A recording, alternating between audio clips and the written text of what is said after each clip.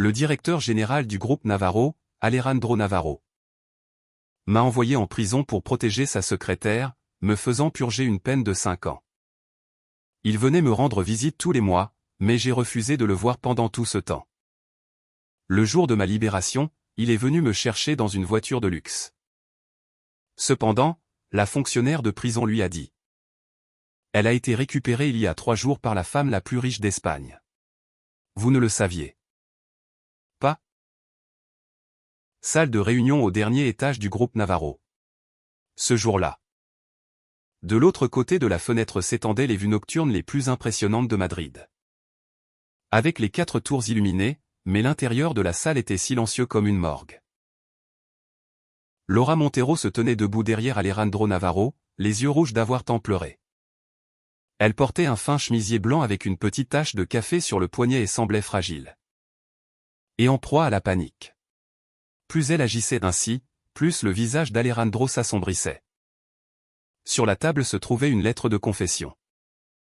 Mon nom, Valeria Mendoza, était déjà imprimé en bas. Il ne manquait que ma signature. Je n'ai pas tendu la main. Alejandro a froncé les sourcils et a dit, « Valeria. Ne sois pas têtue en un moment comme celui-ci. » Je l'ai regardé. Nous étions mariés depuis 3 ans et il me parlait rarement sur ce ton.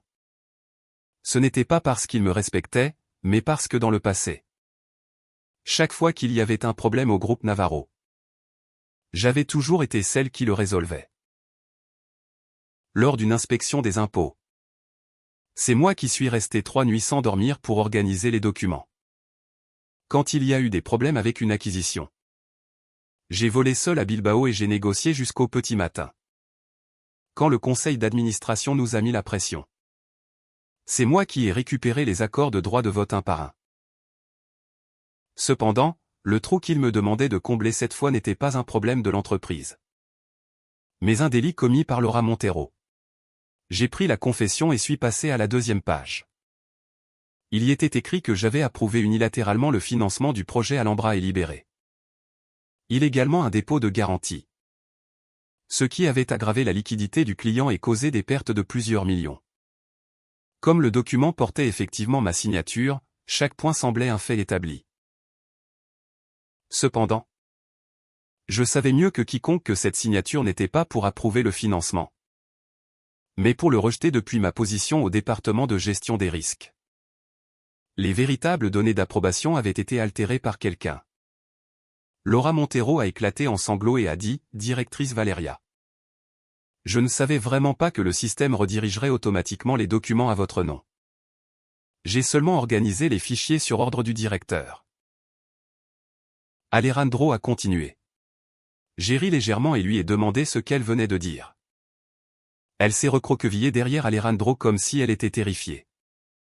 Alejandro a levé la main pour la protéger et m'a regardé froidement. Ça suffit. Ce n'est pas le moment de la blâmer elle, a-t-il dit. Alors, qui blâmons-nous? Ai-je demandé. Il n'a pas répondu immédiatement. On entendait des pas dehors, à la porte de la salle de réunion. Le sous-directeur du département juridique, la responsable financière et 2 agents de la police nationale en uniforme attendaient déjà à l'extérieur. Tout le monde savait que quelqu'un allait être arrêté cette nuit-là et il m'avait choisi moi. Il m'a poussé le stylo vers moi. Valeria, après que tu seras entrée, j'engagerai le meilleur avocat de Madrid, a-t-il dit. 5 ans est le pire des cas. Cela ne devrait pas durer si longtemps.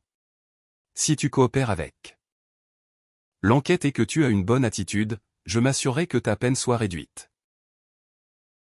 Il parlait d'une voix si calme que c'était comme si je partais simplement en voyage d'affaires dans une autre province.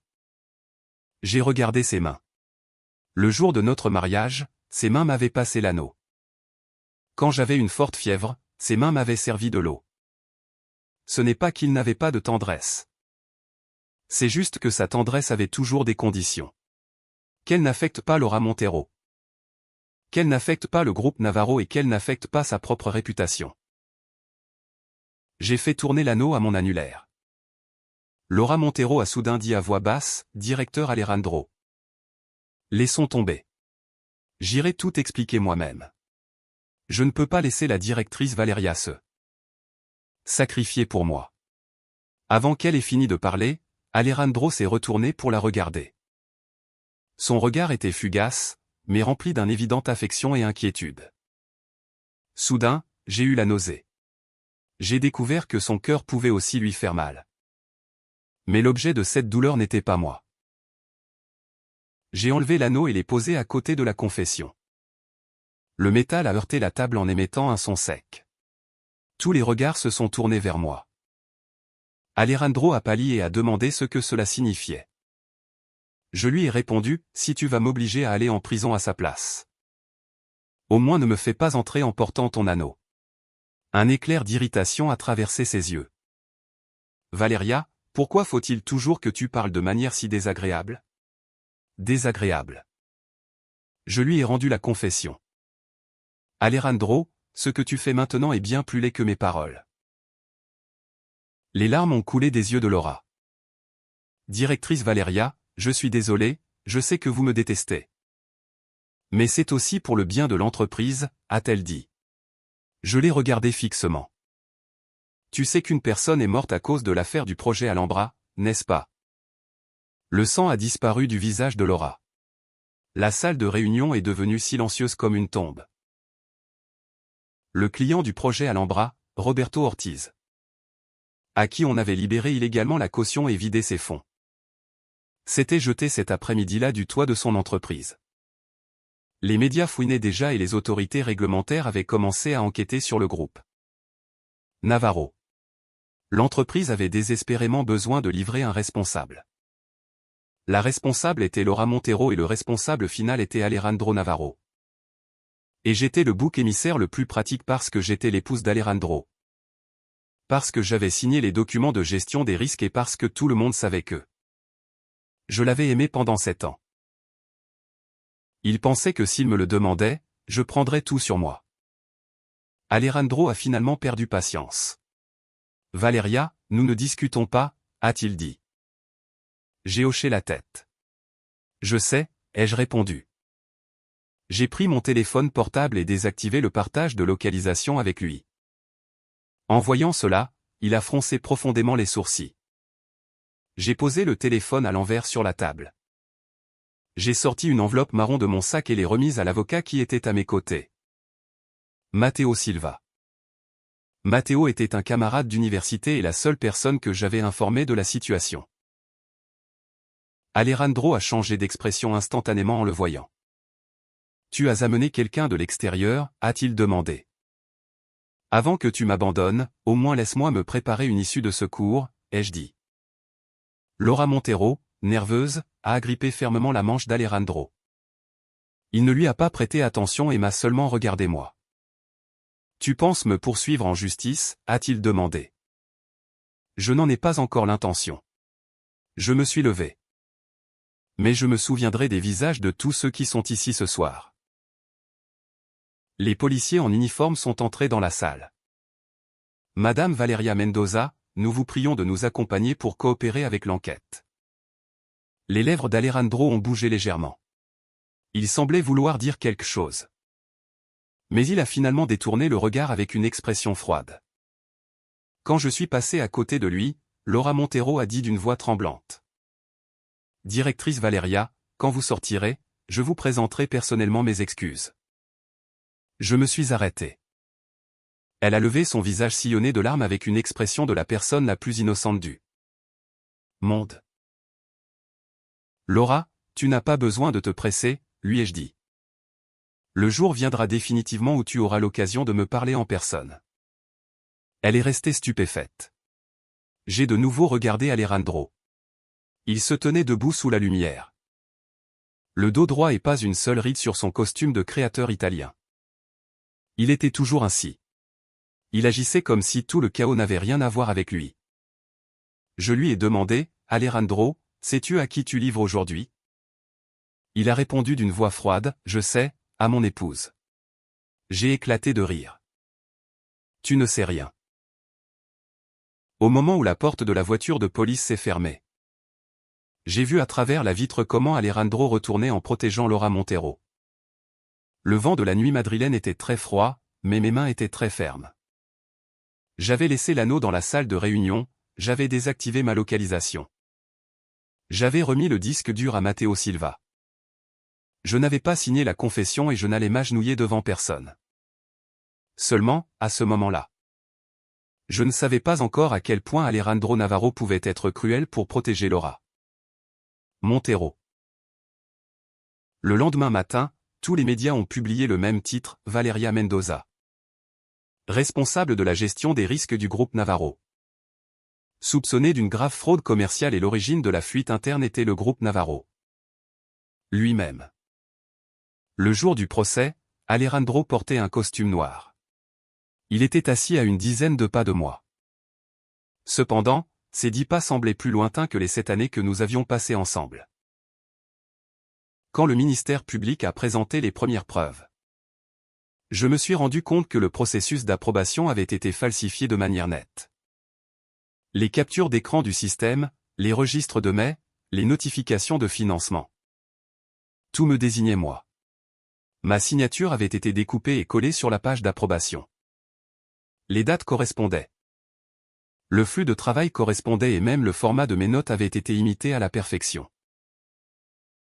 Matteo Silva s'est levé et a demandé que les registres originaux du système soient divulgués. Cependant, l'avocat de l'autre partie a répliqué immédiatement. Les registres originaux ont déjà été extraits et vérifiés par le département technique du groupe Navarro. En tant que responsable de la gestion des risques, Valeria Mendoza avait autorité pour opérer en arrière-plan et on ne peut pas écarter la possibilité qu'elle ait effacé les traces par la suite. J'ai regardé Alejandro, mais il ne m'a pas regardé. Il a regardé le juge et a dit d'une voix sereine. Je peux prouver que Valeria Mendoza avait autorité d'approbation indépendante dans le projet Alhambra. Avant que l'incident ne soit découvert. Elle m'a demandé à plusieurs reprises de ne pas interférer dans son travail. J'ai senti que tout mon corps se glaçait. Ses paroles étaient vraies.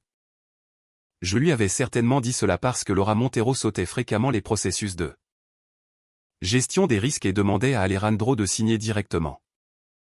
Je l'avais averti de ne pas s'impliquer dans l'approbation de fonds à haut risque. Maintenant, il utilisait ces mots comme ma motivation. Le procureur a demandé, Monsieur Navarro.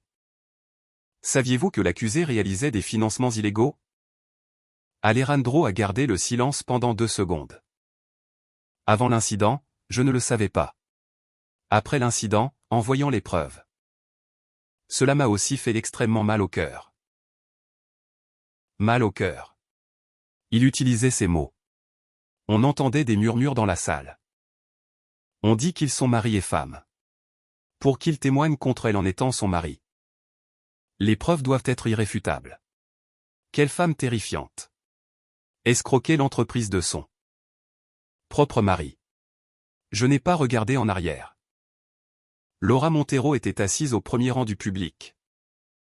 Elle portait une robe noire et n'arrêtait pas d'essuyer ses larmes avec un mouchoir.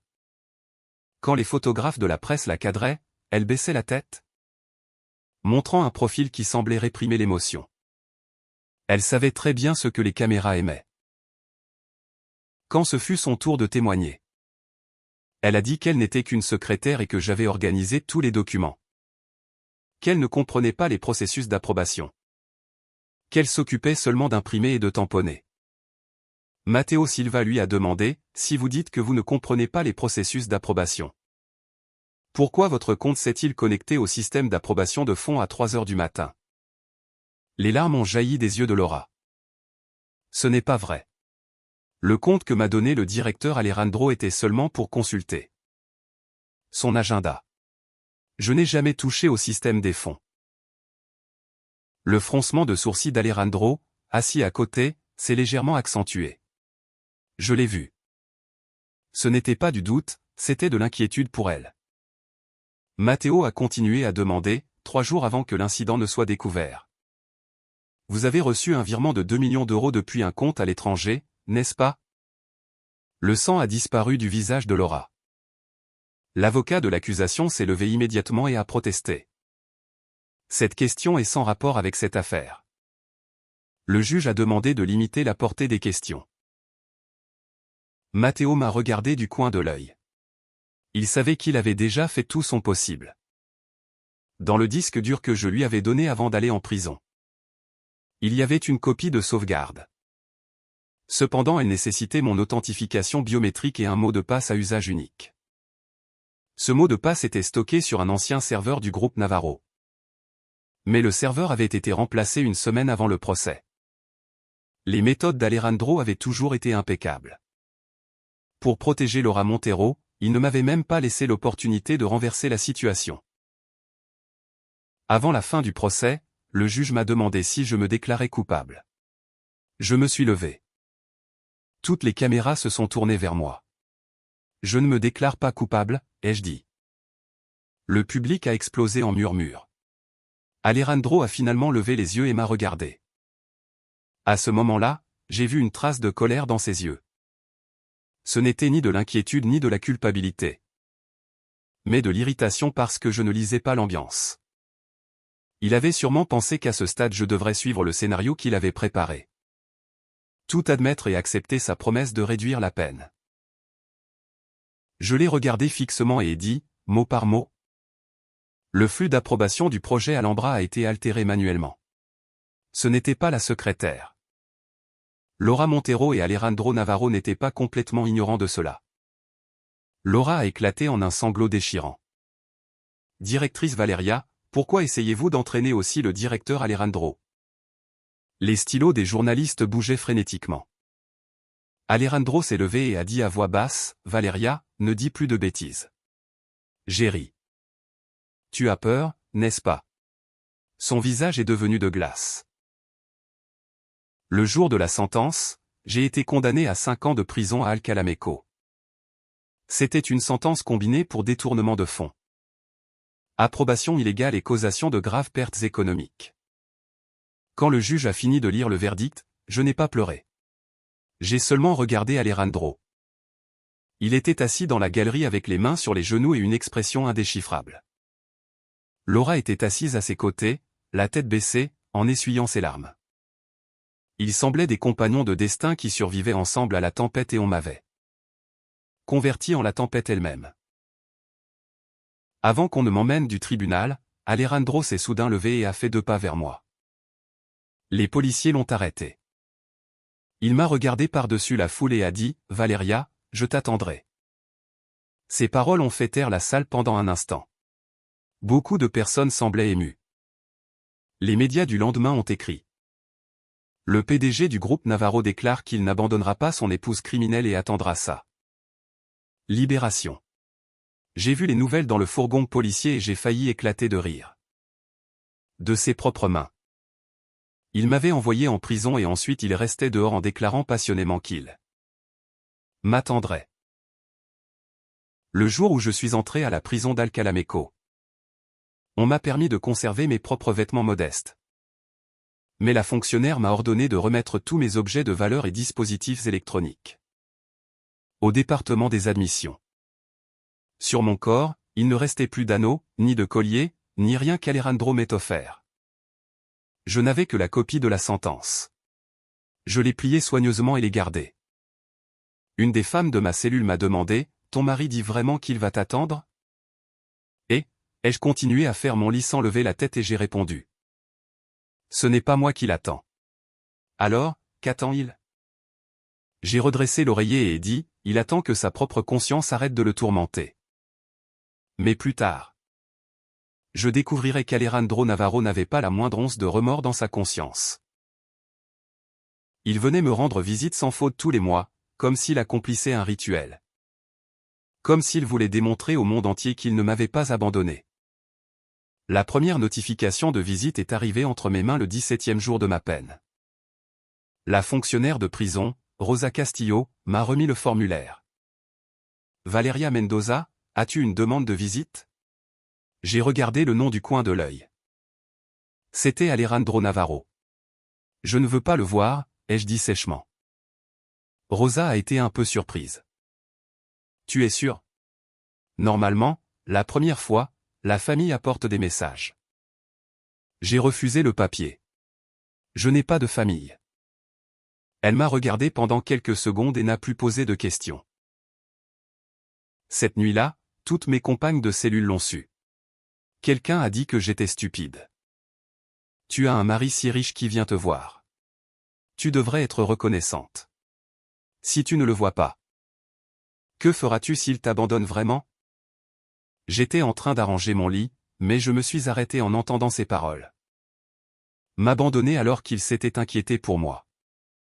La seule chose qui lui importait était la valeur des actions du groupe Navarro. Les larmes de Laura Montero et son image de mari dévoué dans les médias. J'ai dit, peu importe s'il m'abandonne ou non. Après tout, je suis déjà ici. Le jour 1 du deuxième mois est arrivé une autre notification. J'ai de nouveau écrit, refusé. Le troisième mois, le quatrième, le cinquième. Alejandro Navarro venait le premier jour de chaque mois et je le refusais le premier jour de chaque mois. Après un certain temps, Rosa a cessé d'essayer de me convaincre. Elle mettait simplement le papier devant moi et attendait que je signe. Chaque fois il attend exactement 2 heures avant de partir, m'a-t-elle dit. La main avec laquelle je tenais le stylo ne s'est pas arrêtée. C'est son problème. Parfois il apporte aussi des fleurs, même si on ne peut pas les entrer en prison.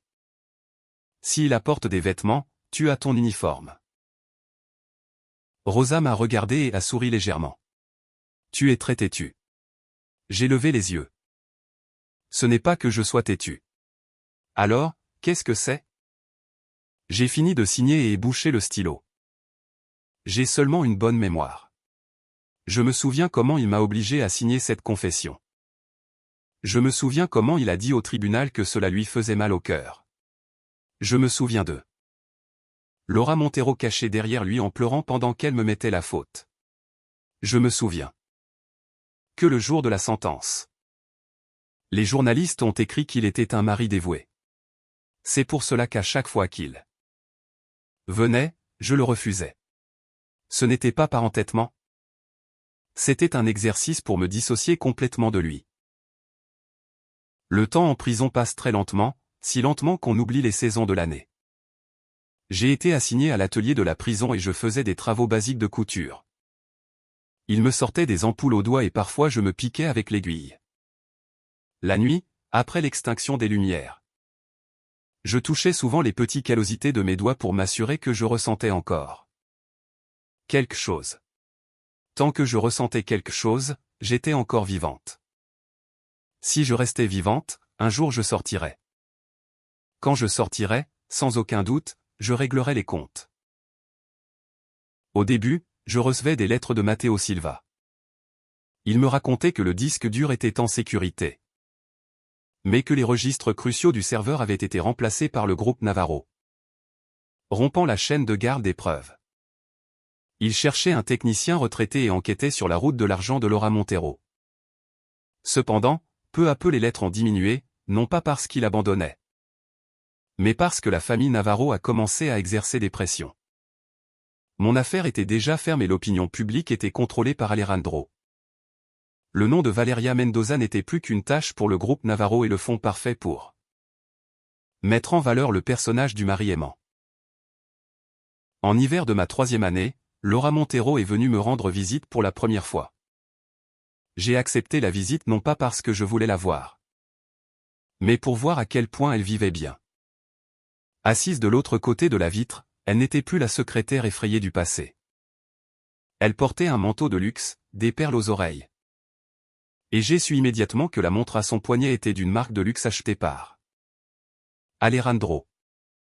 Elle a décroché le téléphone et a dit d'une voix frivole, « Directrice Valeria, combien de temps ?» Je n'ai rien dit. Elle a ri doucement. « Tu continues à regarder les gens de haut ? Va droit au but, ai-je dit. » Ses yeux se sont immédiatement rougis. Je voulais seulement te dire que le directeur Alejandro a beaucoup souffert ces dernières années. Il vient te voir tous les mois. Mais tu n'as jamais voulu le voir. Sais-tu à quel point il est triste?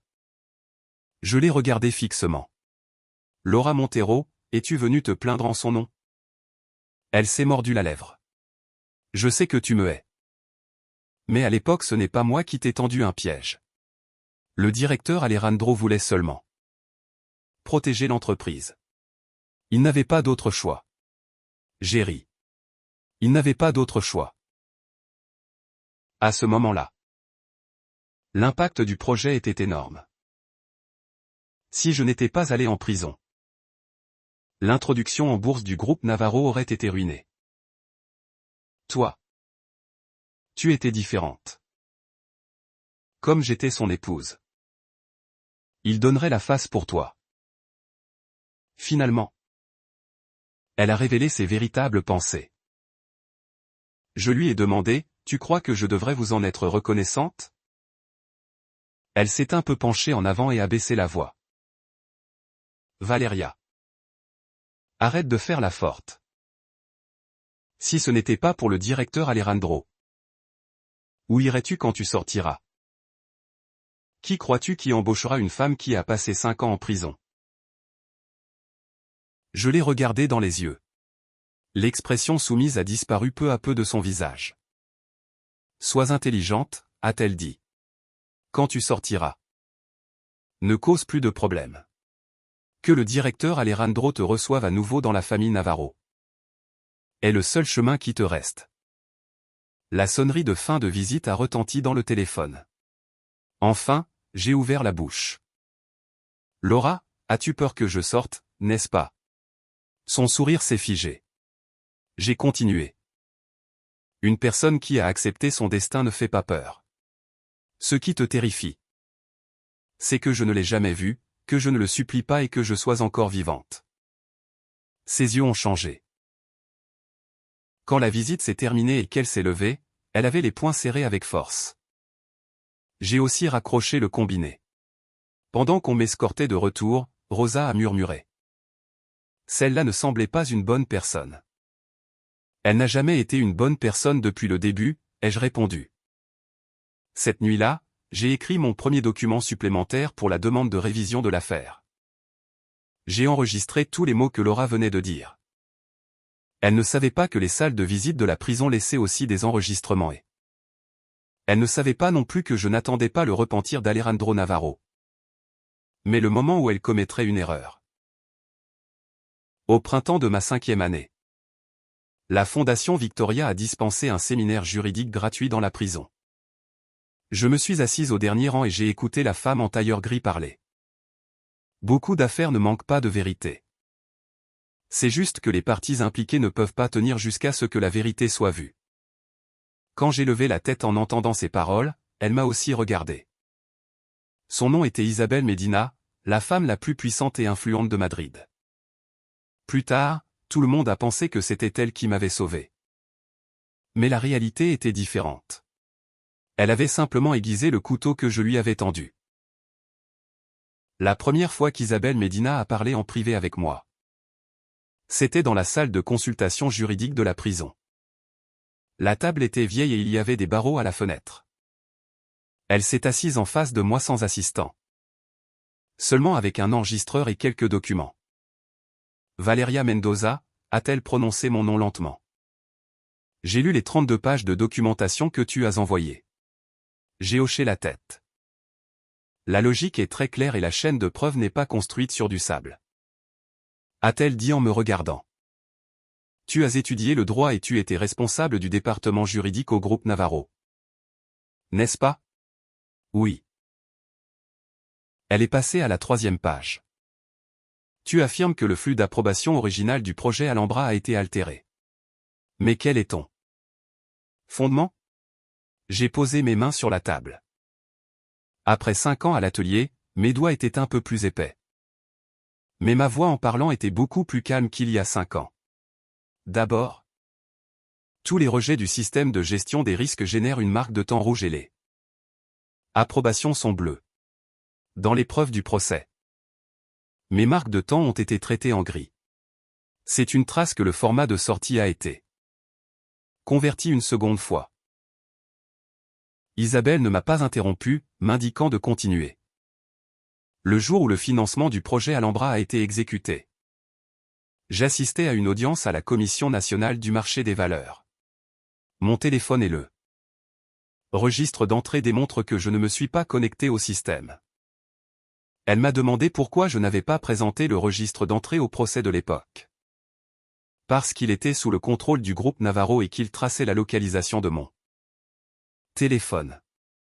Avant le procès, j'avais désactivé le partage de localisation. Mais il n'avait présenté que le registre postérieur à cette désactivation. Qui l'a désactivé? Je l'ai regardé. C'est moi. Elle a levé un sourcil. Quand Alejandro m'a obligé à signer la confession. Je ne voulais pas qu'il sache où j'étais jamais plus. Mademoiselle Mendoza, vous êtes très froide. J'ai été froide trop tard. Elle a fermé le dossier. Ce n'est pas trop tard, tu es encore vivante. C'étaient des paroles très simples, mais en les entendant, mes doigts se sont légèrement refermés. Pendant 5 ans, beaucoup avaient essayé de me convaincre d'accepter mon destin. Certains disaient que quand je sortirais, je devais demander de l'argent à Alejandro et vivre en silence. Laura Montero disait que personne ne voudrait d'une ex-détenue. Alejandro Navarro s'asseyait dans la salle des visites chaque mois en attendant que j'accepte ça. Charité. Seule Isabelle Medina m'a dit, tu es encore vivante. Ce n'était pas de la pitié. C'était la confirmation que j'avais encore le droit de lutter. À partir de là, la Fondation est intervenue officiellement dans mon affaire. Matteo Silva a aussi repris contact avec moi. Selon sa lettre, il avait trouvé le technicien disparu. Mais l'homme refusait de témoigner par peur des représailles du groupe Navarro. L'ex-responsable financière Teresa Delgado se cachait depuis des années dans un village de la Sierra. Et pourrait avoir les relevés des virements de Laura Montero. Ma réponse a été d'une seule phrase. Ne te presse pas, suis la procédure étape par étape. J'ai attendu ici 5 ans. Quelques mois de plus ne sont rien. Alejandro continuait à venir tous les mois. En mai de ma 5e année, il a apporté un accord de divorce. Quand Rosa m'a remis la demande de visite, son expression était un peu étrange. Il dit qu'il veut te remettre des documents importants, a-t-elle dit. En voyant « accord de divorce » écrit dans la case motif, j'ai souri légèrement. Je ne veux pas le voir. Tu ne vas même pas regarder le contenu, a demandé Rosa. Pas besoin. Elle a soupiré. Ton mari est vraiment étrange. Il y a quelques années. Il disait qu'il t'attendrait et maintenant il apporte les papiers du divorce. J'ai fini de signer le refus. Ce n'est pas qu'il soit étrange. Il est désespéré. Avec l'intervention de la Fondation Victoria, les rumeurs devaient déjà s'être répandues à Madrid. Alejandro Navarro comprenait les risques mieux que quiconque. Il voulait liquider proprement notre mariage avant la révision de l'affaire. En me faisant signer une clause de confidentialité et en renonçant à mes biens. Il pensait encore que je céderais par affection pour le passé. Le 1er juin, il est revenu. Cette fois, il n'a pas apporté de fleurs, il a laissé une lettre. Rosa, suivant le règlement, m'a demandé si je voulais l'accepter. Je ne la veux pas, ai-je dit. Elle est assez longue, tu sais? Brûle-la. Le règlement interdit de brûler des choses. Archive-la, s'il te plaît. Bon, je la garderai. Rosa m'a regardé un moment et a soudain dit, Valeria. Je travaille ici depuis plus de 10 ans et j'ai tout vu. Certaines personnes disent qu'elles détestent leur famille. Mais quand elles les voient, elles éclatent en larmes. Mais toi, tu es différente. En quoi suis-je différente, ai-je demandé. Toi, tu ne veux vraiment pas le voir. J'ai baissé les yeux et souri. Quand on aime quelqu'un, on cherche des excuses pour lui. Il est occupé, il est fatigué, il est sous pression, il a ses motifs. Mais quand cette personne te traîne devant les tribunaux et t'envoie en prison à la place d'une autre, toutes les excuses s'évanouissent proprement. En juillet, Matteo Silva m'a communiqué que Teresa Delgado avait accepté de témoigner. En août, le technicien a remis les documents de manière anonyme. En septembre, Isabelle Medina elle-même est allée rendre visite à la veuve de Roberto Ortiz, la victime du projet Alhambra. Elle avait conservé le dernier enregistrement que son mari avait laissé de son vivant. Là, il était enregistré comment Laura Montero lui exigeait de transférer 200 000 € sur un compte spécifique sous la menace de ne pas approuver le financement. Ma réduction de peine et la demande de révision sont entrées simultanément dans leur phase finale. À seulement 3 jours de l'accomplissement prévu de la peine. Quand Rosa a apporté l'avis de libération, elle avait les yeux un peu larmoyants. « Valeria, les démarches sont terminées. Tu sortiras dans 3 jours. » J'étais en train de coudre mon dernier uniforme. L'aiguille s'est arrêtée sur le tissu. Il reste 3 jours. Les démarches sont allées vite, ai-je dit. Elle a baissé la voix. C'est Madame Isabelle qui a fait jouer ses relations. Quand tu sortiras. Ne fais pas un faux pas, Alejandro Navarro ne le sait pas encore. J'ai levé la tête. La lumière du soleil qui entrait par la fenêtre était bloquée par les barreaux, se divisant en lignes. Il y a 5 ans, quand je suis sorti du tribunal, j'ai vu la même lumière. À cette époque, je sentais que le monde m'avait tourné le dos. Mais maintenant je savais que les portes s'ouvriraient et que celui qui ouvrirait ces portes ne devait pas être Alejandro Navarro. La veille de ma libération, j'ai laissé ma tasse en plastique à une jeune fille de ma cellule. Elle était entrée pour excès de légitime défense et faisait encore appel. Elle a serré la tasse et m'a demandé, « Valeria, tu rentreras à la maison quand tu sortiras. » J'y ai pensé un moment et ai répondu, « Je rentrerai. » Ses yeux ont brillé. J'ai ajouté, « À ma propre maison. » Elle a souri. Le lendemain matin, j'ai mis le manteau avec lequel j'étais entré le premier jour. Les vêtements étaient vieux et je n'étais plus la même Valeria Mendoza. Quand les grandes portes de la prison se sont ouvertes, il y avait 3 voitures garées dehors. Isabelle Medina était en tête. Elle ne m'a pas embrassé ni ne m'a dit bon travail. Elle m'a simplement mis sur les épaules un impeccable manteau de laine. « Allons-y » a dit l'avocat. « On nous attend. » J'ai regardé en arrière le haut mur. Pendant 5 ans. Je n'ai pas attendu les excuses d'Alejandro Navarro et maintenant je n'en avais plus besoin. Quand la porte de la voiture s'est fermée, j'ai posé les mains sur mes genoux et j'ai regardé devant moi en silence. 3 jours plus tard, Alejandro Navarro a conduit sa Maybach noire et est arrivé à la porte de la prison à l'heure prévue. Avec des fleurs à la main. Il croyait qu'il venait me chercher, mais j'étais parti depuis longtemps. Plus tard, Rosa m'a raconté avec beaucoup d'enthousiasme ce qui s'était passé ce jour-là. Elle a dit qu'Alejandro était arrivé très tôt. À 8 heures du matin. Quand les démarches de récupération pour les familles commençaient à la porte de la prison. Sa voiture était déjà garée dehors. Le capot de la Maybach noire brillait. Le chauffeur est descendu pour ouvrir la porte et Alejandro, vêtu d'un manteau gris foncé, portait un bouquet de roses blanches. Il semblait n'avoir pas changé du tout en 5 ans. Il continuait à se soucier des apparences, adoptant cette posture de mari aimant. Il est allé au guichet d'accueil et a dit qu'il venait chercher Valeria Mendoza. Le fonctionnaire de service a parcouru les registres. Valeria Mendoza. Alejandro a hoché la tête. Sa peine expire aujourd'hui.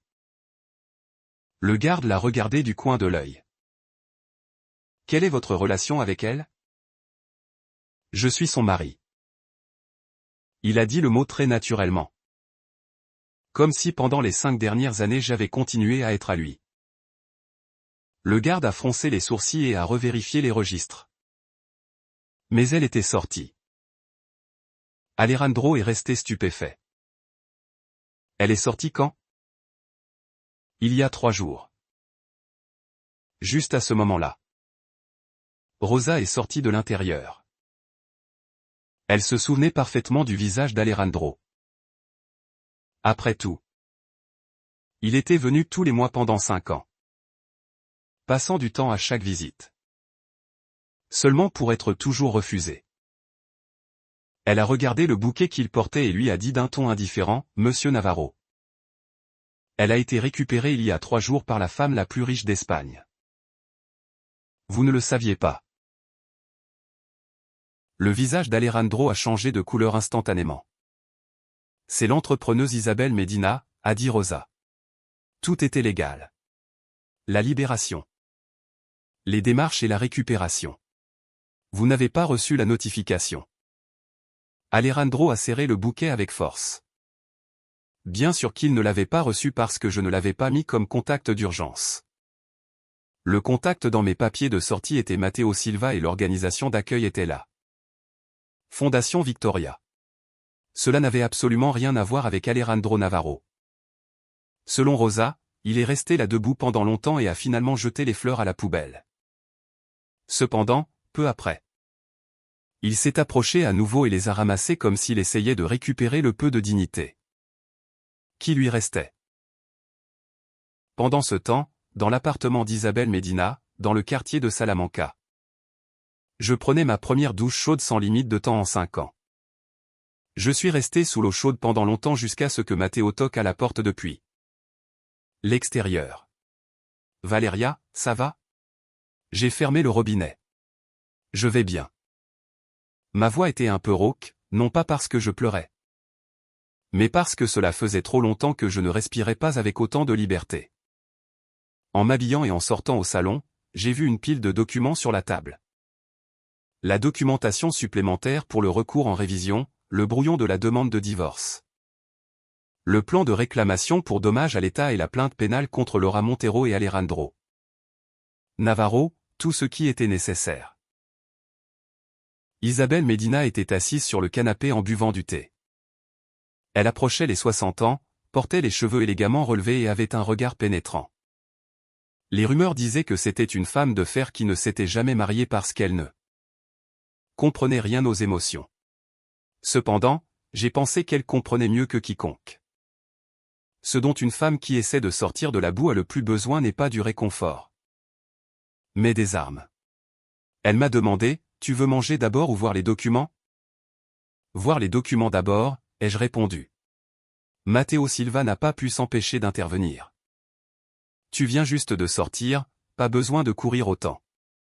J'ai hâte. » Pendant que je feuilletais les papiers du divorce, j'ai ajouté. « Parce qu'Alejandro Navarro ne nous attendra pas. » Comme je m'y attendais. À midi sont arrivées des dizaines de notifications d'appels manqués sur mon ancien numéro de téléphone. Matteo avait gardé cette carte SIM pour moi pendant 5 ans. En l'allumant, j'ai vu que tous les appels étaient d'Alejandro. Je n'ai pas répondu. Il a commencé à m'envoyer des messages. Premier message, où es-tu? Deuxième message, qui est venu te chercher? Troisième message, décroche le téléphone. Quatrième message, ne te laisse pas utiliser. Cinquième message, je vais venir te chercher pour te ramener à la maison. En voyant le mot maison, j'ai senti un frisson dans le dos. Maison. Quand il m'avait envoyé en prison, il avait pensé un moment que j'avais une maison. Vas-tu répondre, a demandé Matteo. Je lui ai passé le mobile. Garde-le comme preuve. Il a hoché la tête. Cet après-midi-là, Alejandro a découvert où était la Fondation Victoria. Je ne suis pas sorti le voir. La réceptionniste l'a arrêté dans le vestibule. Sur les images de la caméra de sécurité, on le voyait debout avec une expression sombre. Comme si quelqu'un l'avait giflé devant tout le monde. Isabelle a indiqué à son assistante de passer les images sur le moniteur de la salle de réunion. « Tu veux le voir ?» a-t-elle demandé. J'ai secoué la tête. Bonne décision. Tu n'as pas à laisser entrer n'importe qui frappe à ta porte, a dit Isabelle. Alejandro a attendu dans le vestibule pendant 1 heure. Finalement, Matteo est descendu le voir. Je n'ai pas pu entendre de quoi ils ont parlé. Mais j'ai vu comment Alejandro levait soudain la tête et regardait directement la caméra de sécurité. Il savait que je le regardais et je savais qu'il le savait. À travers l'écran, ses lèvres ont bougé. Il semblait appeler mon nom. J'ai éteint le moniteur. Cette nuit-là, Alejandro m'a de nouveau envoyé un message. Valeria, parlons de ce qui s'est passé. Les choses ne sont pas aussi simples que tu le crois. Je lui ai envoyé ma première réponse depuis que j'étais sorti de prison. Alors, parlons au tribunal. Après l'avoir envoyé, j'ai bloqué son numéro. Le lendemain, la famille Navarro a commencé à bouger. La mère d'Alejandro m'a appelé. Elle a utilisé 3 numéros différents jusqu'à ce qu'elle réussisse à me contacter avec un numéro inconnu. Dès que j'ai répondu, elle a commencé à crier. Valeria Mendoza. Que tu sortes de prison et que tu ne reviennes pas à la famille Navarro pour aller avec des étrangers est le comble de l'effronterie. Écouter sa voix familière n'a pas du tout altéré mon humeur. Il y a 5 ans, après le procès, elle m'avait appelé oiseau de mauvais augure dans les couloirs du tribunal et avait dit que pour m'avoir prise comme épouse, Alejandro allait mal. 5 ans plus tard, rien n'avait changé. Madame, surveillez votre langage. Je suis en train d'enregistrer, ai-je dit. Elle s'est étranglée un instant et a baissé le ton de voix. Ne me menace pas, Alejandro, t'as attendu 5 ans. Que veux-tu de plus qu'il fasse? Qu'il m'ait attendu? J'ai éclaté de rire. Il n'attendait que la fin de sa propre pièce de théâtre. Valeria. Qui crois-tu qui accueillera une ex-détenue? Tu devrais être reconnaissante qu'Alejandro te reçoive. À nouveau. Dame. Je peux m'occuper de moi-même. Je n'ai pas besoin de vos faveurs. Elle tremblait de rage. Demain soir. Nous avons un dîner familial. Tu dois venir sans faute. Je ne veux pas que toi et Alejandro soyez le sujet de moquerie des autres. J'allais raccrocher, mais en entendant dîner familial, j'ai changé d'avis. D'accord. J'irai. Matteo a levé les yeux pour me regarder. Après avoir raccroché, je lui ai dit. Imprime 3 copies de l'accord de divorce et apporte aussi les registres des visites. Isabelle m'a regardé du coin de l'œil. Ta première apparition publique, hein? J'ai hoché la tête. Tu as peur? J'ai posé le mobile sur la table. Je n'ai pas peur. Il y a 5 ans, ce que j'avais le plus peur, c'était qu'Alejandro m'abandonne. Mais maintenant, ce que j'ai le moins peur, c'est qu'il ait besoin de moi. Le dîner des Navarro s'est tenu dans leur résidence principale à la Moraleja. L'ail du jardin que je n'avais pas vu depuis 5 ans avait beaucoup poussé. En descendant de la voiture, le serviteur à l'entrée est resté pétrifié un instant. Il semblait ne pas me reconnaître. Ce n'était pas étonnant. Il y a 5 ans, Valeria Mendoza allait toujours parfaitement arrangée. Se dévouer pour les Navarro et devant les allusions de sa belle-mère baissait la tête et disait « Je ferai mieux ». Mais la Valeria d'aujourd'hui avait les cheveux courts, les joues creusées et un regard qui ne cherchait l'approbation de personne. L'employé a murmuré « Madame ». Je l'ai interrompu. « Appelez-moi Mademoiselle Mendoza ». Il a pris une expression gênée et s'est hâté de s'écarter. La grande salle à manger était bondée. Il y avait plus de 20 membres de la famille et Laura Montero était aussi là. Assise à la droite d'Alejandro. Elle portait une robe de soie et à son poignet brillait le bracelet d'émeraude que portait auparavant ma belle-mère. Vraiment drôle. Pendant que moi, l'épouse légitime, passais 5 ans en prison. La secrétaire était la première à mettre le bracelet de la belle-mère. Alejandro s'est levé immédiatement en me voyant. Il était un peu plus maigre et avait les yeux clairement injectés de sang. Valeria. La mère d'Alejandro a frappé sa coupe contre la table. Tu as encore l'audace de venir. Tu sors de prison.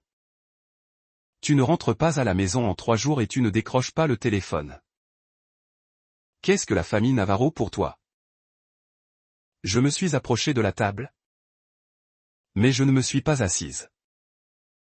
La salle à manger est devenue silencieuse instantanément. La famille Navarro ne signifie rien pour moi. Il y a un problème? Ai-je dit en les regardant. L'oncle d'Alejandro a froncé les sourcils. Valeria. Tu viens juste de sortir de prison. Tu crois que ça te profite d'adopter cette attitude si défiante? Laura Montero s'est levée rapidement et a dit d'une voix douce, « Directrice Valeria.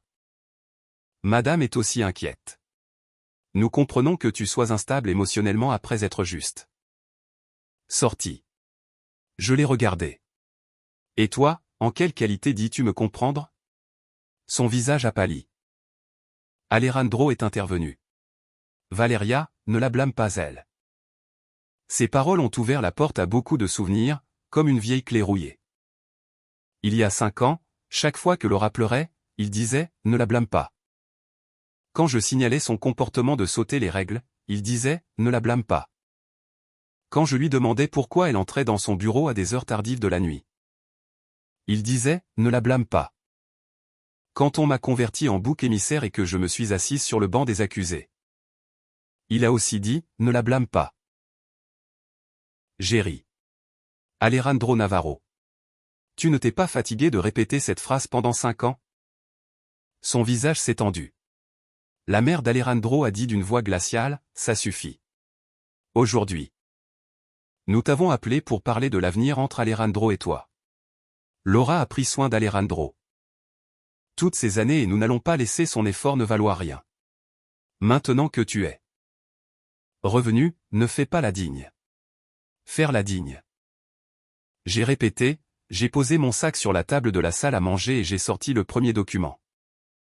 Alors, réglons cela d'abord. Alejandro a vu le titre et son regard s'est durci. Accord de divorce.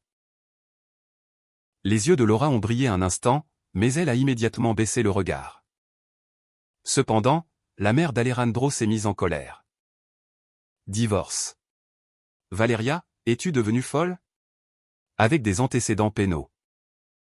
Alejandro ne t'abandonne pas et c'est toi qui demandes le divorce.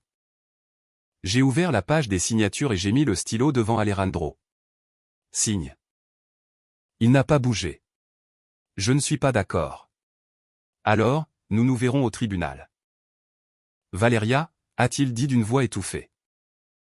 Je sais que tu me hais, mais il n'est pas nécessaire d'aller si loin entre nous, n'est-ce pas? Je l'ai regardé et soudain cela m'a semblé ridicule. Pas nécessaire. J'ai sorti le deuxième document. Voici les registres de mes visites pendant ces 5 ans. Le premier jour de chaque mois. Alejandro Navarro a demandé une visite. Le premier jour de chaque mois, j'ai signé le refus. J'ai déployé plus de 50 feuilles sur la table. Elle semblait un enterrement qui arrivait en retard. J'ai dit, tu adorais que la presse écrive que tu m'attendrais 5 ans. Alors? Laissons tout le monde voir comment je t'ai continuellement refusé pendant ces 5 ans. Laura Montero a pâli et a essayé d'atteindre les papiers. Je les ai arrêtés avec la main. Ne les touche pas. Ce sont des copies, mais ne les touche pas. L'oncle d'Alejandro s'est penché pour voir et son expression s'est aigrie. La mère d'Alejandro a insisté. Et qu'importe que tu l'aies refusé. Il est venu tous les mois. Cela démontre la profondeur de son amour. J'ai levé les yeux pour la regarder. Qu'il soit venu tous les mois démontre qu'il voulait feindre qu'il ne m'avait pas abandonné. Que je l'ai refusé tous les mois démontre que je n'avais pas besoin de lui. Personne dans la grande salle à manger n'a osé dire un mot. Alejandro Navarro regardait fixement ses registres avec le cœur se serrant. Probablement pour la première fois en toutes ces années. Il a compris que ce n'était pas que j'étais têtu. Mais que je le considérais vraiment comme dispensable. Soudain, Laura Montero a parlé. Directrice Valeria, dire cela blesse trop le directeur Alejandro. À cette époque. Lui aussi avait ses raisons. Il y avait beaucoup d'employés dans l'entreprise. Il n'avait pas d'autre choix. Je lui ai passé le 3e document. Laura Montero. Pourquoi ne nous expliques-tu pas les 2 millions d'euros que tu as reçus sur un compte étranger? Avant que le financement ne soit exécuté? Le sang a disparu de son visage instantanément. Alejandro l'a regardé avec sévérité. 2 millions d'euros. Les lèvres de Laura ont tremblé. Je ne sais rien. Ce sont des accusations fausses. Je ne me suis pas mise à discuter avec elle. J'ai simplement placé une par une les captures d'écran des mouvements bancaires. Le témoignage de la veuve de Roberto Ortiz et la notification d'admission de la demande de révision de l'affaire. Avec chaque papier que je posais, le visage d'Alejandro devenait plus livide. La mère d'Alejandro a finalement eu peur. Quelles preuves sont ceux? C'est la raison pour laquelle je suis venu ce soir, ai-je dit. J'ai regardé Alejandro. Peux-tu ne pas signer l'accord de divorce? Tu peux continuer à déclarer ton innocence au procès de révision. Mais je t'avertis, chaque parole que tu as dite au tribunal il y a 5 ans est enregistrée. Alejandro a dit à voix basse, tu désires tellement me détruire. J'ai ri. Cette phrase me semble très familière. Avant qu'on ne m'arrête, il avait dit quelque chose de similaire. Valeria, tu désires tellement détruire le groupe Navarro. Maintenant, c'était son tour. J'ai ramassé mes documents et saisi mon sac. Avant, je n'allais pas te détruire, ai-je dit en marchant vers la porte. C'est toi qui m'as donné ce couteau il y a 5 ans. Laura Montero a soudain couru et m'a agrippé le poignet. Valeria, tu ne peux pas faire ça. S'il arrive quelque chose au directeur Alejandro, le groupe Navarro coulera. N'oublie pas que c'est l'entreprise que tu as essayé de protéger. J'ai ri. Je protégeais les règles, pas vos derrière. Elle a trébuché. Inconsciemment, Alejandro l'a soutenue. En voyant cette scène, ma poitrine n'a ressenti pas la moindre douleur. C'était un soulagement. Les habitudes des personnes ne changent pas. Il allait toujours l'aider elle d'abord et j'avais enfin arrêté d'attendre qu'il se retourne pour me. Regardez-moi. En sortant de la demeure Navarro, le vent de la nuit était glacial. La voiture de Matteo était garée devant la grille. En montant, il m'a demandé, tu te sens mieux? J'y ai pensé un peu et ai répondu. Ce n'est pas encore suffisant. Le véritable dénouement vient juste de commencer. Le jour où Teresa Delgado est apparue, il pleuvait à verse. Elle était l'ex-responsable financière du groupe Navarro et celle qui avait géré les mouvements de fonds du projet Alhambra. Après l'éclatement du scandale, elle avait démissionné soudainement et s'était enfuie dans un village avec sa mère. Au procès, l'avocat adverse avait argumenté qu'elle était malade et ne pouvait pas assister, en présentant seulement une déclaration écrite. Ce document avait été une dédale qui m'avait écrasé. Il y avait eu un temps où je l'avais haï. Mais quand je l'ai vue assise dans la salle de conférence de la Fondation Victoria, si maigre comme une feuille de papier, soudain je l'ai compris. À elle aussi, quelqu'un lui mettait les mains autour du cou. Ses premières paroles ont été « Directrice Valeria, je suis désolé. » Je ne l'ai pas interrompue. Matteo a allumé l'enregistreur. Teresa avait les mains tremblantes. Au début, la caution du projet Alhambra a effectivement été rejetée par la gestion des risques. Ce que vous avez signé était l'avis de rejet. Je l'ai vu l'original de mes propres yeux. Et que s'est-il passé ensuite, a demandé Matteo. Après, Laura Montero est venue au département financier avec le mot de passe d'approbation du directeur. Elle a dit que le directeur Alejandro demandait un financement d'urgence. Elle a porté un nouveau document d'approbation et a été collée la signature de la directrice Valeria. Miguel, savais-tu que c'était une falsification? Elle a baissé le regard. Oui, je le savais. La salle est restée silencieuse. On n'entendait que le son de la pluie frappant les fenêtres. Teresa a commencé à pleurer, mais elle ne pouvait rien dire. À cette époque, mon fils allait à l'école internationale qui appartient au groupe Navarro et ma mère attendait une opération dans un hôpital géré par eux. Laura Montero m'a dit que si j'ouvrais la bouche, elle rendrait impossible que toute ma famille continue à vivre à Madrid. Furent-ce ces paroles, ai-je demandé. Teresa a levé la tête avec les yeux très rouges. Elle a dit que c'étaient les ordres du directeur Alejandro. Je n'ai rien dit. Matteo a continué. Tu as des preuves. Teresa a sorti un vieux téléphone de son sac. J'ai enregistré un peu en cachette. Et j'ai aussi les captures d'écran de l'autorisation de paiement originale. Je l'ai gardé en secret. Le téléphone était vieux et l'écran était fissuré. Mais ce qu'il y avait gardé à l'intérieur était parfaitement clair. La voix de Laura Montero dans l'enregistrement était encore plus impitoyable qu'il y a 5 ans. Gerardo. Fais seulement ce que dit le directeur Alejandro. Ne t'inquiète pas pour Valeria Mendoza.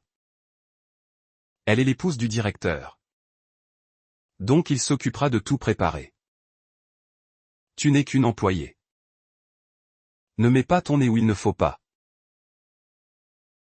On a entendu la voix de Teresa, mais, la directrice Valeria a signé un rejet. Laura. Le rejet deviendra une approbation. Personne ne se rendra compte de ce qui se passe sur l'écran du système. Immédiatement après, on a entendu une autre voix masculine plus grave, seulement une phrase. Fais ce que dit Laura. C'était Alejandro Navarro. J'ai fermé les yeux. Pendant les 5 dernières années, j'avais imaginé d'innombrables fois la scène où la vérité sortirait au grand jour. Mais quand sa voix a vraiment retenti dans l'enregistrement, je ne me suis pas effondré ni n'ai perdu mon calme. J'ai simplement senti que je me trouvais dans un silence très profond. C'était comme la sensation qu'on t'enlève enfin une épine profondément enfoncée dans la chair. Matteo m'a regardé. Valeria. J'ai ouvert les yeux. Continue. Teresa a présenté en plus plusieurs captures d'écran de virement. 200 000 euros, 450 000 euros, 1 million d'euros. Laura Montero avait reçu l'argent à travers 3 comptes liés. Une partie avait été envoyée à l'étranger. Une autre partie avait été utilisée pour acheter des propriétés et des bijoux en Espagne et une autre partie avait coulé vers un compte médical personnel. J'ai regardé le nom de ce compte. Isabelle Navarro. J'ai levé les yeux. De quoi s'agit-il? Teresa a serré les dents. La mère du directeur Alejandro a subi une opération du cœur à l'étranger. Laura Montero a contacté un médecin spécialiste là-bas. Cet argent était une partie des pots de vin du projet Alhambra. J'ai ri. Je vois. Donc la raison pour laquelle la famille Navarro a autant protégé Laura Montero ces 5 ans n'était pas par pure bonté, mais parce qu'ils étaient unis par des intérêts économiques. L'expression de Matteo est aussi devenue froide. Cette piste est cruciale. Isabelle Medina, qui était restée silencieuse tout le temps, a finalement parlé après le départ de Teresa. Valeria, maintenant tu as 2 chemins. Je l'ai regardé. Le premier est d'utiliser ces preuves pour obliger Alejandro à t'accorder le divorce. Emporter une indemnisation de plusieurs millions et en finir rapidement. Le second est de continuer l'enquête et de mettre au jour toute la boue. Mais cela prendra plus de temps et les risques sont plus grands. Les Navarro contre-attaqueront et Laura deviendra folle. Alejandro ne restera pas les bras croisés. Je n'ai pas hésité une seconde. Le second. Isabelle a souri légèrement. Je savais que tu dirais ça. Cette nuit-là, Alejandro est réapparu. Cette fois, il n'a pas été arrêté dans le vestibule de la fondation, mais il attendait sous mon appartement. Il n'avait pas encore cessé de pleuvoir. En descendant de la voiture, je l'ai vu debout sous un réverbère. La moitié de ses vêtements étaient trempés. Matteo m'a offert de m'accompagner, mais j'ai secoué la tête. J'irai seul. En me voyant, Alejandro s'est approché précipitamment. Valeria, nous devons parler. Je me suis arrêté au pied des escaliers. De quoi? De où j'ai obtenu les preuves? Tu as peur? Ses yeux reflétaient des émotions complexes. Je n'ai pas peur. Je veux seulement savoir ce qu'Isabelle Medina t'a promis. Je l'ai regardé et soudain je l'ai compris. Il continuait à penser que je devais avoir quelqu'un derrière. Il ne pouvait pas croire que Valeria Mendoza s'était levée de la boue par elle-même. Il ne croyait pas que si je m'étais refusé à ses visites pendant 5 ans, c'était parce que j'avais vraiment coupé tous les liens avec lui. Il ne croyait pas que les preuves que j'avais, je les avais gardées peu à peu. Dénonçant affaire par affaire, les armant par mes propres moyens. Isabelle m'avait donné un bureau, une équipe d'avocats et les moyens légaux pour enquêter. Le visage d'Alejandro s'est assombri. Elle t'utilise seulement pour détruire le groupe Navarro. Et toi, qu'en est-il?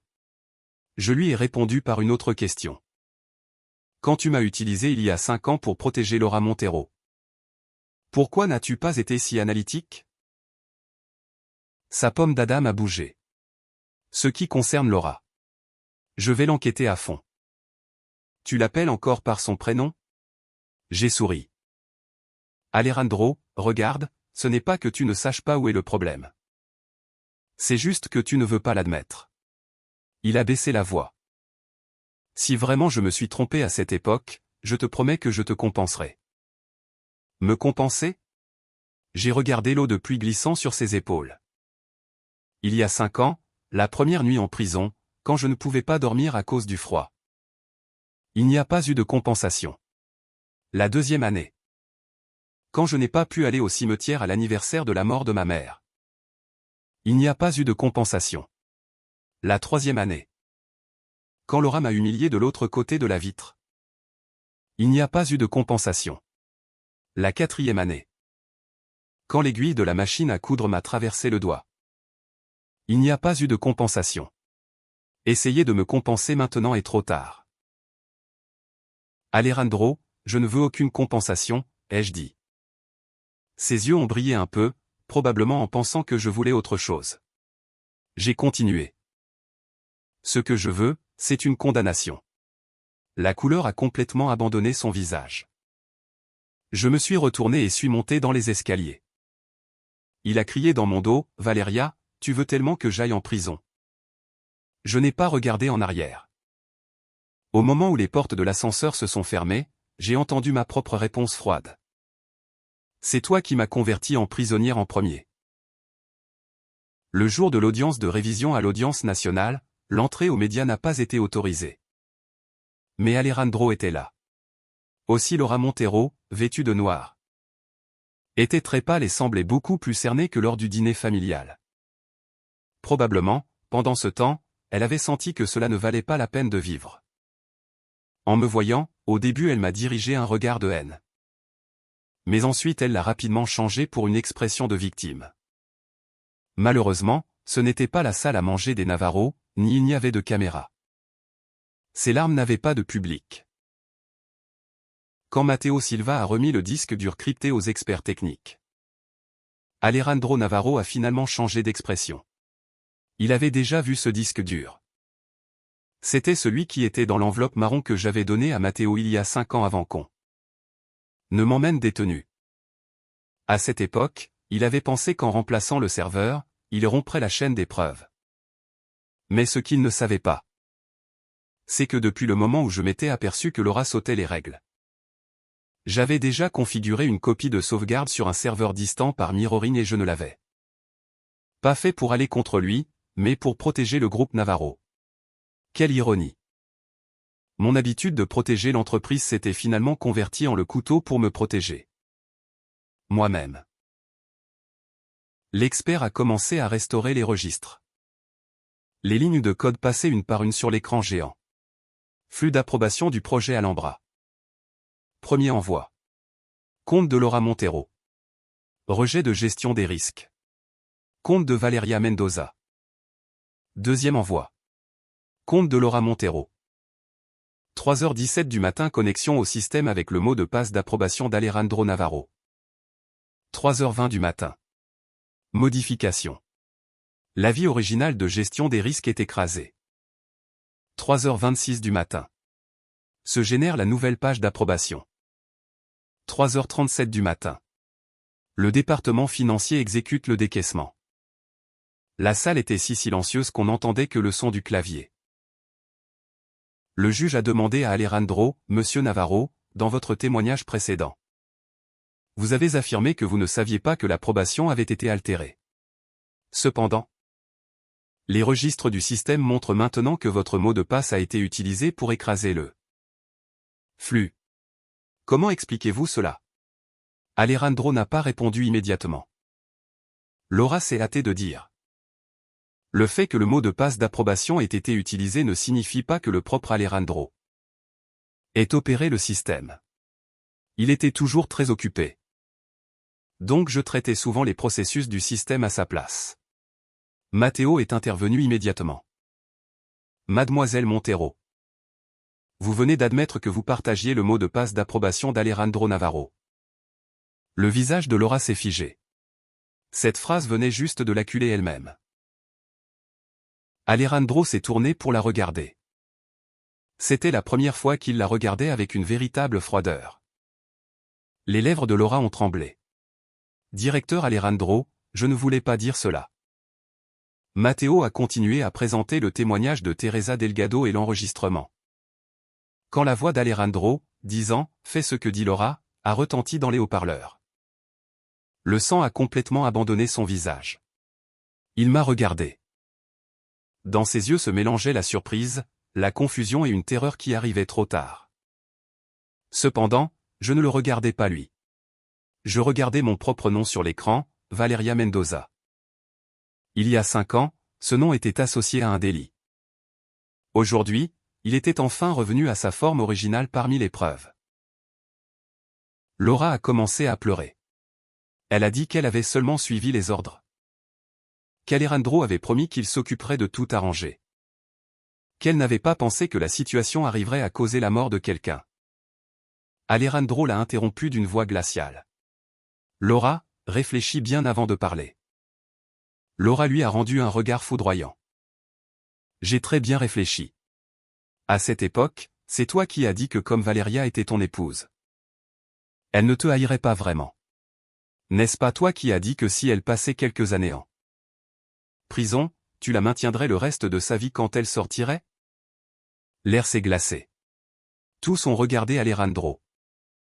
Ses paroles étaient plus cruelles que n'importe quelle preuve. Parce qu'elles exposaient complètement ses véritables motifs. Ce n'avait pas été un malentendu, ni non plus par manque d'options. Tout avait été un pur calcul.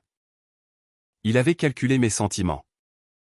Il avait calculé ma patience et il avait calculé ma situation après ma sortie de prison. Il avait confiance que moi, sans avoir où aller. Je n'aurais pas d'autre choix que de revenir à ses côtés. À la fin de l'audience, le juge a ordonné une enquête supplémentaire.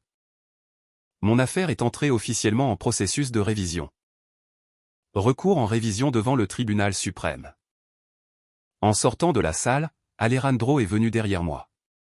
Matteo s'est interposé sur mon chemin.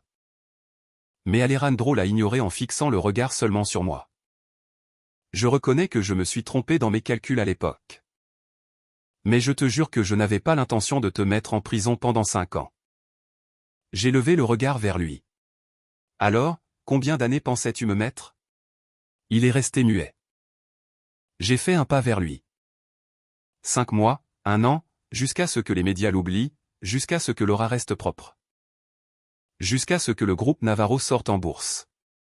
Je pensais me sortir alors. Ses lèvres sont devenues pâles.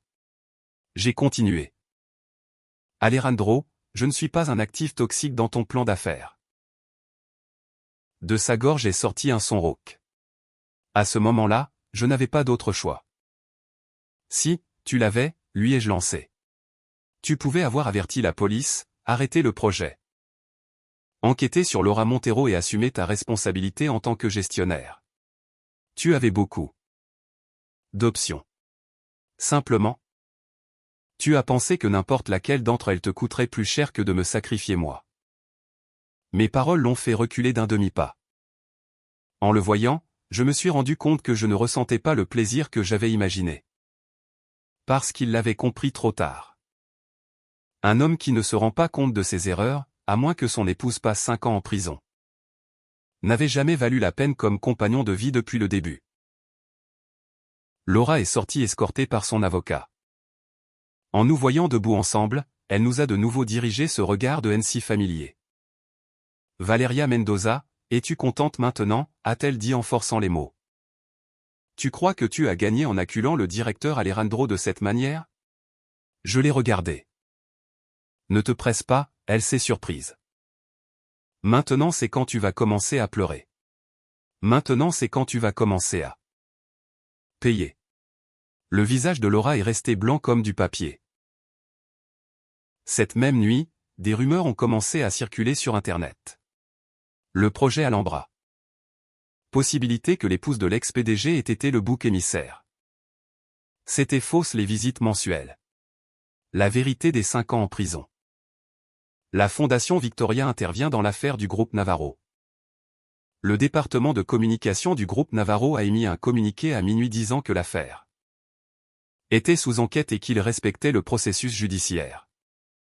Moins de 10 minutes après ce communiqué, la Fondation Victoria a publié sa propre information. Gala de bienfaisance et lancement du projet de sauvetage de femmes accusées injustement dans 3 jours. Premier cas, assistance de la propre affectée Valeria Mendoza. Alejandro Navarro a appelé Matteo Silva et lui a demandé de me dire de ne pas assister. Matteo a mis le haut-parleur. La voix d'Alejandro sonnait profondément fatiguée. Que cela sorte à la lumière publique ne lui apportera aucun bénéfice. Elle ne pourra pas supporter la pression de l'opinion publique si elle se montre. J'étais assise à côté en révisant le brouillon de mon discours. Matteo m'a regardé et je lui ai fait un geste pour qu'il me passe le mobile. J'ai répondu. Il y a eu un silence instantané de l'autre côté de la ligne. J'ai dit, Alejandro. Tu te trompes en quelque chose. La pire opinion publique que j'ai jamais subie a été celle que tu m'as donnée. J'ai raccroché le téléphone. 3 jours plus tard. Le dîner de bienfaisance et la conférence de presse se sont tenus dans les salons de l'hôtel Ritz de Madrid. Tout le monde s'attendait à ce que je pleure en cherchant la pitié et condamne mon mariage. Cependant, je ne l'ai pas fait. Vêtu d'un tailleur noir. Je me suis mise sous les projecteurs et j'ai seulement prononcé une première phrase. Je suis Valeria Mendoza. Je ne suis pas l'ex-épouse ex-détenue d'Alejandro Navarro. Le jour du gala de bienfaisance s'est rassemblé la moitié de l'élite entrepreneuriale de Madrid. L'influence d'Isabel Medina. Quand je suis arrivé en coulisses, le personnel vérifiait le programme. Je sentais des regards furtifs sur moi. Ce genre de regard m'était familier, curiosité, pitié, doutes et une sorte d'excitation morbide. Tout le monde voulait voir comment une femme qui avait été 5 ans en prison réussissait à ressurgir. Sous la lumière, Isabelle s'est approchée de moi. « Tu es nerveuse ? » ?»« C'est normal. » Elle m'a ajusté les poignets de la veste. « N'aie pas peur qu'on te regarde. Tu es ici aujourd'hui pour leur montrer clairement la réalité. » J'ai souri. « Isabelle. Tu parles toujours avec tant de dureté. Avec des paroles douces, on ne sauve personne. » C'était une grande vérité. Avant que le dîner ne commence, Alejandro Navarro est arrivé. Il n'était pas invité, mais il a quand même réussi à entrer. L'ancien PDG du groupe Navarro avait encore suffisamment de contacts à Madrid. Il s'est arrêté à l'entrée du salon et s'est arrêté en me voyant. Je portais un tailleur noir, les cheveux bien relevés en arrière et je ne portais pas un seul bijou. À la boutonnière, je portais seulement le petit pain de la Fondation Victoria. Rien de la famille Navarro. Il a marché vers moi et a dit d'une voix éteinte, « Valeria. » J'ai hoché la tête. « Monsieur Navarro. » Ces 2 mots lui ont causé une douleur visible dans les yeux. « Dois-tu vraiment m'appeler ainsi ? Et comment devrais-je t'appeler ? » Je l'ai regardé fixement. Ex-mari. Son visage s'est durci. Nous ne sommes pas encore divorcés. Bientôt nous le serons. Il a respiré profondément. Isabel Medina veut seulement t'utiliser comme son outil. Ne la laisse pas t'utiliser. Je n'ai pas pu m'empêcher d'éclater de rire. Alejandro, cela te terrifie tellement d'admettre que je peux me lever par moi-même. N'est-ce pas ? Je ne veux pas dire cela. Si tu veux le dire, ai-je dit. Il y a 5 ans. Tu as pensé que je ne pourrais pas vivre sans toi. C'est pour cela que tu m'as utilisé comme bouclier pour Laura Montero. 5 ans après. Tu crois que j'ai pu sortir parce qu'Isabel Medina est venue me récupérer ? Du début à la fin. Jamais il ne t'est passé par la tête de penser que Valeria Mendoza était un être humain indépendant et autosuffisant. Il a gardé le silence. Depuis la scène, on a entendu la voix du présentateur appelant mon nom. Quand je me suis retourné pour me mettre en marche, Alejandro m'a soudain agrippé le poignet. « Valeria, ne monte pas sur scène. » J'ai baissé le regard vers sa main agrippée à mon poignet. Il a lâché la main comme si elle l'avait brûlé, mais il n'a pas pu continuer ses paroles. Je les ai terminées pour lui. Simplement, tu as peur que je monte, n'est-ce pas ? Au moment où les projecteurs se sont allumés, J'ai vu beaucoup de visages parmi le public. La mère d'Alejandro était aussi venue. Elle était assise dans un coin livide. Laura Montero était encore plus effrontée. Elle était cachée à l'arrière de la foule, portant un masque et un chapeau. Mais je la reconnaissais instantanément. Elle ne pouvait pas ne pas venir. Elle savait que son nom allait être mentionné aujourd'hui. Isabel Medina a donné le discours inaugural. Elle n'a pas utilisé de paroles émotives. Elle a présenté de manière concise l'objectif du projet de sauvetage de femmes accusées injustement. Et a dit que le premier cas serait exposé par la propre victime. Je me suis approché du micro. Le salon s'est tu. Je n'ai pas parlé de combien j'avais souffert en prison ni de comment Alejandro Navarro m'avait trompé. J'ai montré la première diapositive originale du flux d'approbation du projet Alhambra. Ce graphique était la vérité cachée depuis 5 ans. Le public a commencé à murmurer.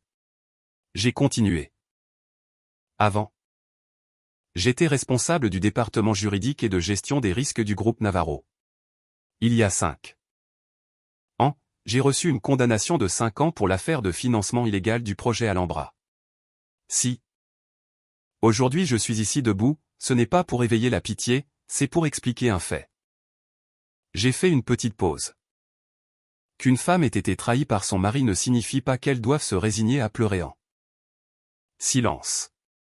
Qu'on l'ait accusée faussement ne signifie pas qu'elle doive accepter son destin. Les applaudissements ont été peu nombreux, mais ils ont retenti clairement.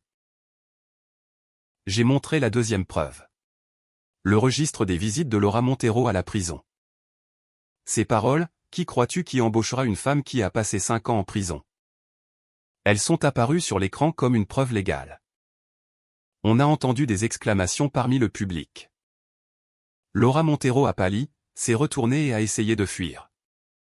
Cependant, les gardes de sécurité d'Isabel Medina ont bloqué la sortie. Ce n'était pas une arrestation, mais une demande de collaboration pour répondre ensuite aux questions de la presse. Je l'ai regardée. Laura, puisque tu es venue, pourquoi ne restes-tu pas jusqu'à la fin? Finalement, elle n'a pas pu le supporter plus et a crié, Valeria Mendoza. Tu es allée trop loin. Toutes les caméras se sont tournées vers elle en un instant. Elle avait oublié qu'elle portait un masque et que cela n'était pas le tribunal d'il y a 5 ans. J'ai utilisé la télécommande et j'ai reproduit le 3e enregistrement. C'étaient les dernières paroles de Roberto Ortiz de son vivant. La secrétaire Laura a dit que si nous déposions l'argent sur le compte indiqué, il libérerait la caution. Le directeur Alejandro a déjà donné la permission. Il disait qu'il s'occuperait lui-même de l'affaire de la directrice Valeria. Dans le public, la veuve de Roberto a éclaté en sanglots. À ce moment-là, un silence absolu a enveloppé le salon. Parce que cela n'était plus un ragot de riches, c'était une affaire avec des morts au milieu. Laura est entrée en panique totale. Ce n'était pas moi. Je suivais seulement les ordres du directeur. Je ne suis qu'une secrétaire. Qu'est-ce que j'allais décider? Alejandro Navarro se tenait debout parmi la foule, pâle comme un fantôme. Il n'avait sûrement jamais pensé que la personne qu'il avait protégée de ses propres mains l'entraînerait avec elle devant les caméras. Les journalistes ont commencé à les cribler de questions.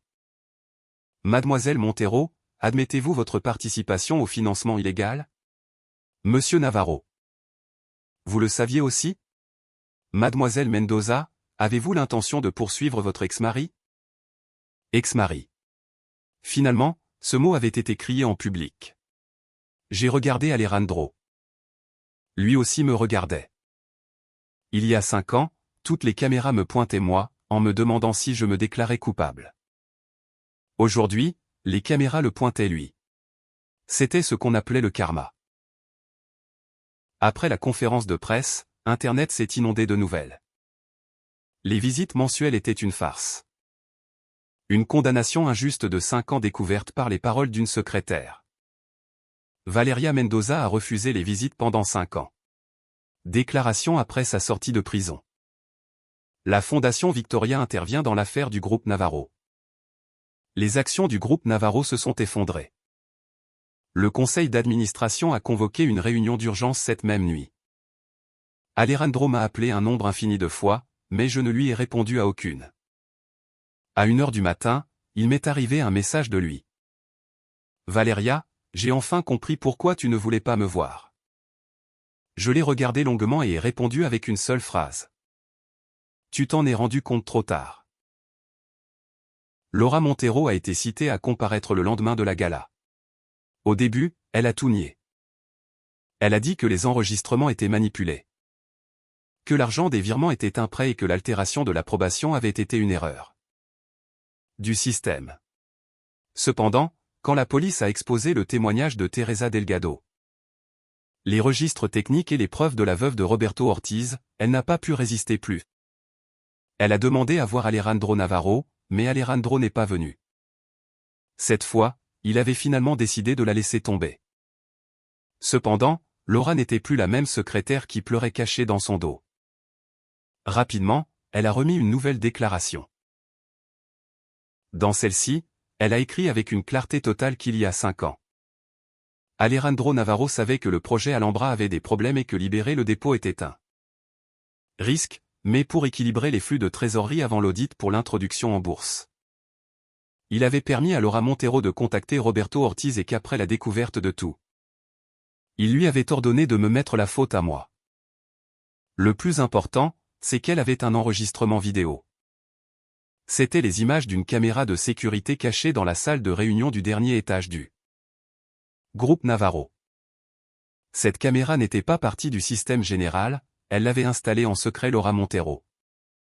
Son intention initiale était d'enregistrer des preuves d'Alejandro impliqué dans l'évasion fiscale. Pour ensuite avoir comment le faire chanter. Sûrement, elle-même n'avait pas imaginé que cela deviendrait la carte de salut pour se protéger. Dans la vidéo d'il y a 5 ans, Alejandro Navarro était assis à la table de réunion. Laura lui demandait en pleurant, « Que faisons-nous si la directrice Valeria n'accepte pas ?» Alejandro est resté silencieux un moment et a dit. Elle portera la faute parce qu'elle m'aime. Parce qu'elle m'aime. C'était sa seule raison. Quand Matteo Silva m'a montré la vidéo, je suis resté à regarder l'écran sans pouvoir dire un mot. Isabelle Medina se tenait debout près de la fenêtre et a souri froidement. Les hommes s'accrochent toujours à l'amour d'une femme comme excuse pour se libérer de leur responsabilité. Je n'ai pas fermé la vidéo. Tu es sûr de la présenter ? Tu ne veux pas la revoir une fois ? A demandé Matteo. Pas besoin, ai-je répondu. En la voyant une fois, c'est suffisant. Le conseil d'administration du groupe Navarro a ordonné à Alejandro Navarro la suspension de ses fonctions ce même jour pour collaborer avec l'enquête. La mère d'Alejandro est finalement entrée en panique. Elle ne m'insultait plus par téléphone, mais elle est venue en personne à la Fondation Victoria. Ignorant la réceptionniste, elle a fait irruption dans la salle de réunion avec les cheveux en désordre. Valeria Mendoza. Matteo et moi révisions les documents du divorce. En levant la tête et en la voyant, ses yeux sont devenus rouges. Valeria, je regrette comment je t'ai traité, mais s'il arrive quelque chose à Alejandro, nous sommes perdus. Il est le seul fils de la famille. Je l'ai regardé fixement. En 5 ans, tu ne m'as jamais traité comme famille. Et maintenant, tu veux m'utiliser. Madame. Ce qui arrivera à ton fils, la loi le décidera. Elle s'est précipitée vers moi et a essayé de m'agripper les mains. Matteo l'en a empêché. Elle pleurait à grands cris. Vous avez été mari et femme. Pourquoi dois-tu être si cruel ? Laura Montero. Cette femme nous a tous trompés. Alejandro est aussi une victime. J'ai failli échapper à un éclat de rire. Les véritables victimes savent bien choisir leurs paroles. Quand j'étais sur le banc des accusés, elle m'appelait oiseau de mauvais augure. Maintenant qu'on demandait des comptes à son fils, il s'avérait que c'était une victime. J'ai sorti l'extrait des comptes médicaux et le lui ai mis devant. Madame Navarro. Il vaudrait mieux que vous expliquiez clairement l'argent que Laura Montero a transféré sur votre compte médical à l'étranger. Son pleur s'est arrêté net. Je ne savais pas que c'était de l'argent. Alors, expliquez-le aux enquêteurs. Le visage de ma belle-mère a pâli. Enfin, elle l'avait compris. Je n'étais pas revenu pour discuter, mais pour régler vraiment les comptes. Cette nuit-là, Alejandro m'attendait sous mon appartement. Cela était devenu une habitude pour lui. Seulement, dans le passé. Il attendait dans la salle des visites de la prison et je ne le voyais pas. Maintenant, il attendait sous mon appartement et je continuais à ne pas vouloir le voir. Cependant, ce jour-là, je suis descendu parce qu'il y avait des choses qui devaient être claires une fois pour toutes. Il était sous la pluie, sans parapluie. Je me suis approché et j'ai ouvert le mien. Le parapluie me couvrait seulement moi. Lui, il ne le touchait pas même une goutte. Il a regardé le bord du parapluie et a esquissé un sourire amer. La Valéria d'avant ne m'aurait pas laissé me mouiller sous la pluie. La Valéria d'avant était aveugle. Il a hoché la tête comme si la phrase l'avait blessé profondément. Laura m'a dénoncé. Tu as déjà vu la vidéo. Je l'ai vue. Il a fermé les yeux. Ces paroles ne signifient pas ce que tu penses. Je l'ai regardé en silence.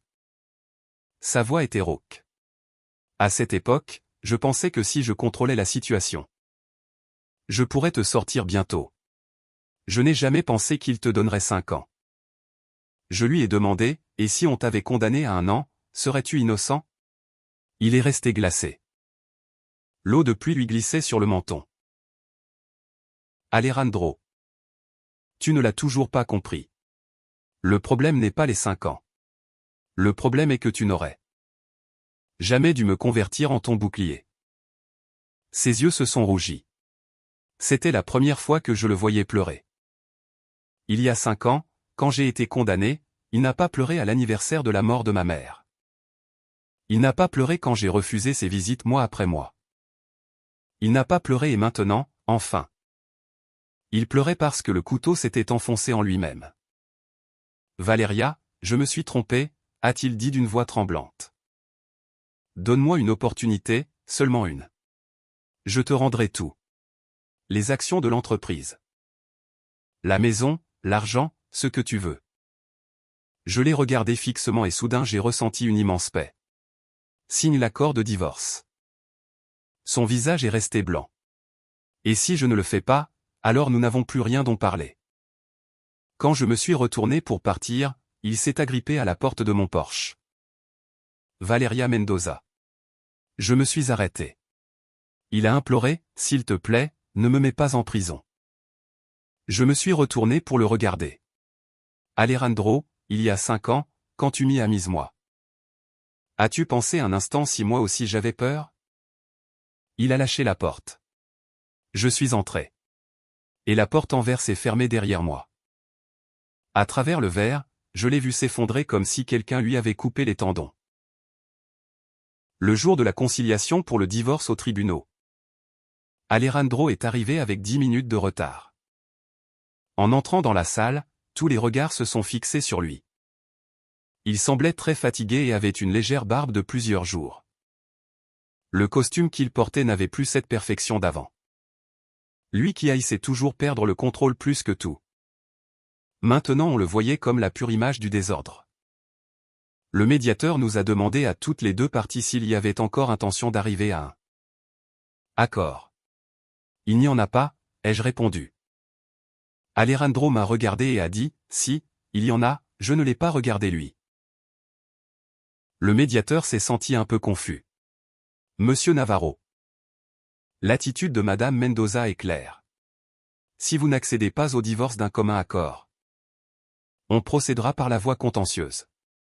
Alejandro a posé une liasse de documents sur la table. Ce sont les registres de mes visites en prison pendant 5 ans. J'ai éclaté de rire. Cela me surprenait qu'il sorte encore cela. Je suis venu tous les mois. Qu'elle veuille me voir ou non. Je suis venu. Je reconnais que j'ai commis une erreur, mais je n'ai jamais renoncé à ce mariage. Le médiateur a regardé les registres avec une expression compliquée.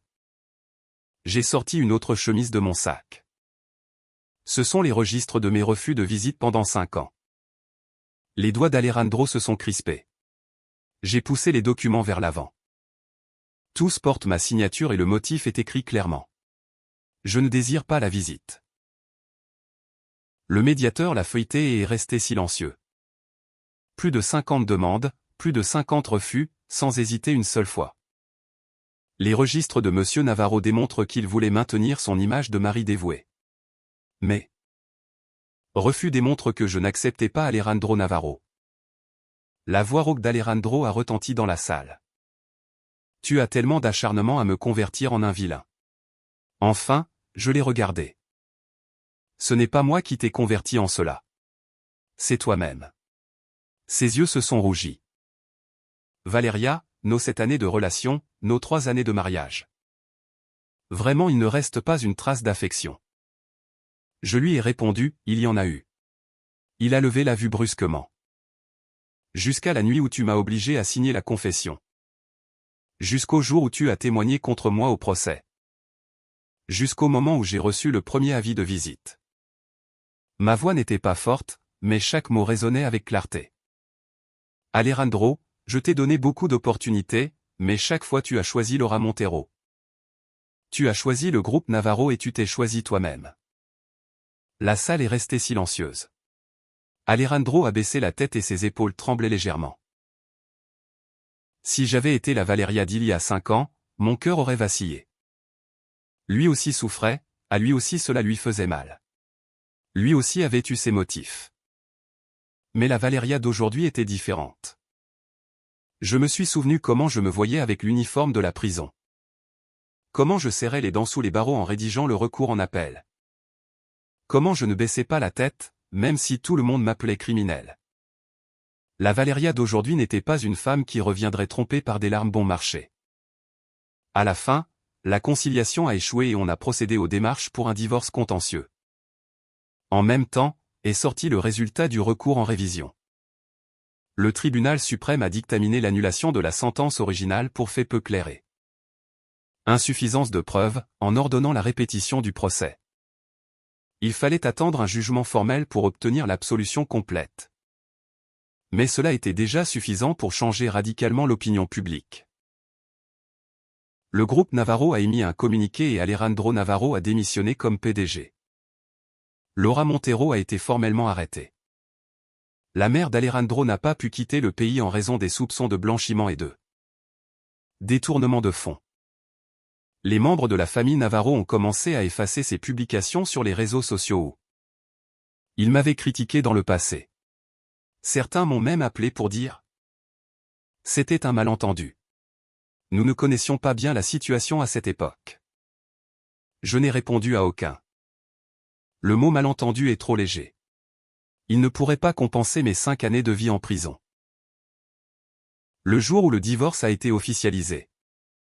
Il y avait des journalistes devant le siège du registre civil de Madrid. Matteo Silva m'a protégé de la foule. Alejandro était arrivé avant moi. Il était au pied des escaliers avec les documents à la main. En m'approchant, il m'a dit, « Valeria, avant de signer, je peux te poser une question. Imagine si je ne t'avais pas utilisé comme bouclier il y a 5 ans. Si j'avais enquêté sur Laura Montero immédiatement. Est-ce que cela aurait été différent pour nous ?» Je l'ai regardé. Cette question faite avec 5 ans de retard n'avait déjà plus aucun sens. Cela aurait été différent. Lui ai-je répondu. Une petite lueur est apparue dans ses yeux. J'ai continué. Au lieu de finir enveloppé dans toute cette boue, nous nous serions divorcés de manière amicale et normale. Cette lumière s'est éteinte. Il a souri amèrement. Même dans un scénario imaginaire, tu ne me laisses pas une fin minimement bonne, n'est-ce pas? Les bonnes fins sont pour ceux qui n'ont pas fait de mauvaises choses. En faisant la démarche, la main avec laquelle il tenait le stylo a tremblé un bon moment. Le fonctionnaire a indiqué, « Monsieur Navarro, signez ici. » Il a écrit son nom et j'ai signé rapidement. Au moment où j'ai reçu l'acte de divorce, je l'ai regardé. C'était seulement un morceau de papier. Mais j'ai senti qu'on avait soulevé une grande dalle qui m'avait écrasé pendant 5 ans. En sortant du registre, Alejandro m'a soudain appelé. « Valeria. » Je me suis arrêté. Il était temps aux démarches, en me regardant avec les yeux injectés de sang. Puis-je continuer à t'attendre? Je l'ai observé quelques secondes et ai dit, ce n'était pas moi que tu attendais. Il est resté pétrifié.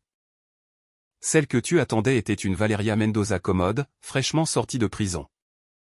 Sans un endroit où tomber morte, qui n'aurait pas d'autre choix que de te supplier. J'ai mis l'acte de divorce dans le sac. Dommage que cette femme soit morte il y a 5 ans. Juste à ce moment-là, une voiture de la police nationale s'est arrêtée devant l'immeuble. 2 agents se sont approchés d'Alejandro. Monsieur Alejandro Navarro. Nous vous prions de nous accompagner au commissariat pour les présumés délits de faux témoignages. Destruction de preuves dans l'affaire du projet Alhambra. Les journalistes les ont entourés instantanément et les flashs ont commencé à crépiter. Il y a 5 ans, j'avais été l'arrêter. Il se tenait en haut de l'escalier et, en me regardant d'en haut, il m'avait dit qu'il m'attendrait. 5 ans après. Le détenu était lui et moi j'étais au pied de l'escalier en le voyant se retourner vers moi. Silence. Dans ses yeux, il y avait du repentir, de la nostalgie et une pointe de résignation. Je n'ai pas fui ni pleuré. Simplement je me suis retourné et je suis monté dans la voiture qu'Isabelle Medina avait disposée. Pour moi. Par la fenêtre, la figure d'Alejandro Navarro a été engloutie par la foule. Où allons-nous? A demandé Matteo. J'ai regardé devant et ai répondu, à l'audience provinciale. Matteo s'est surpris un instant.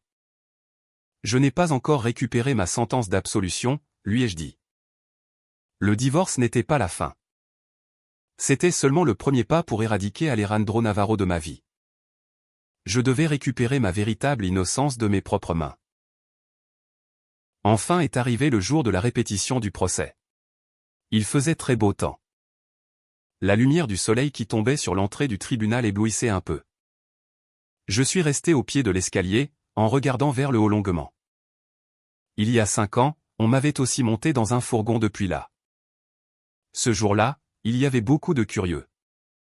Certains m'appelaient Cupide, d'autres m'appelaient Vipère. Il y en avait qui en enregistrant Alejandro Navarro avec leur téléphone disaient « Pauvre homme pour s'être marié avec une femme comme ça ».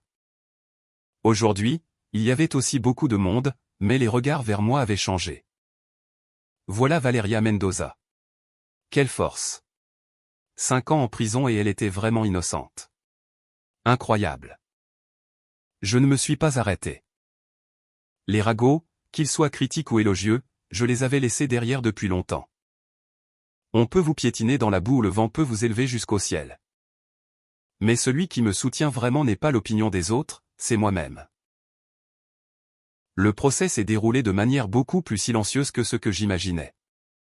La chaîne de preuves était déjà irréfutable. Les registres originaux d'approbation, le témoignage de Teresa Delgado. La confession de Laura Montero, l'enregistrement de Roberto Ortiz.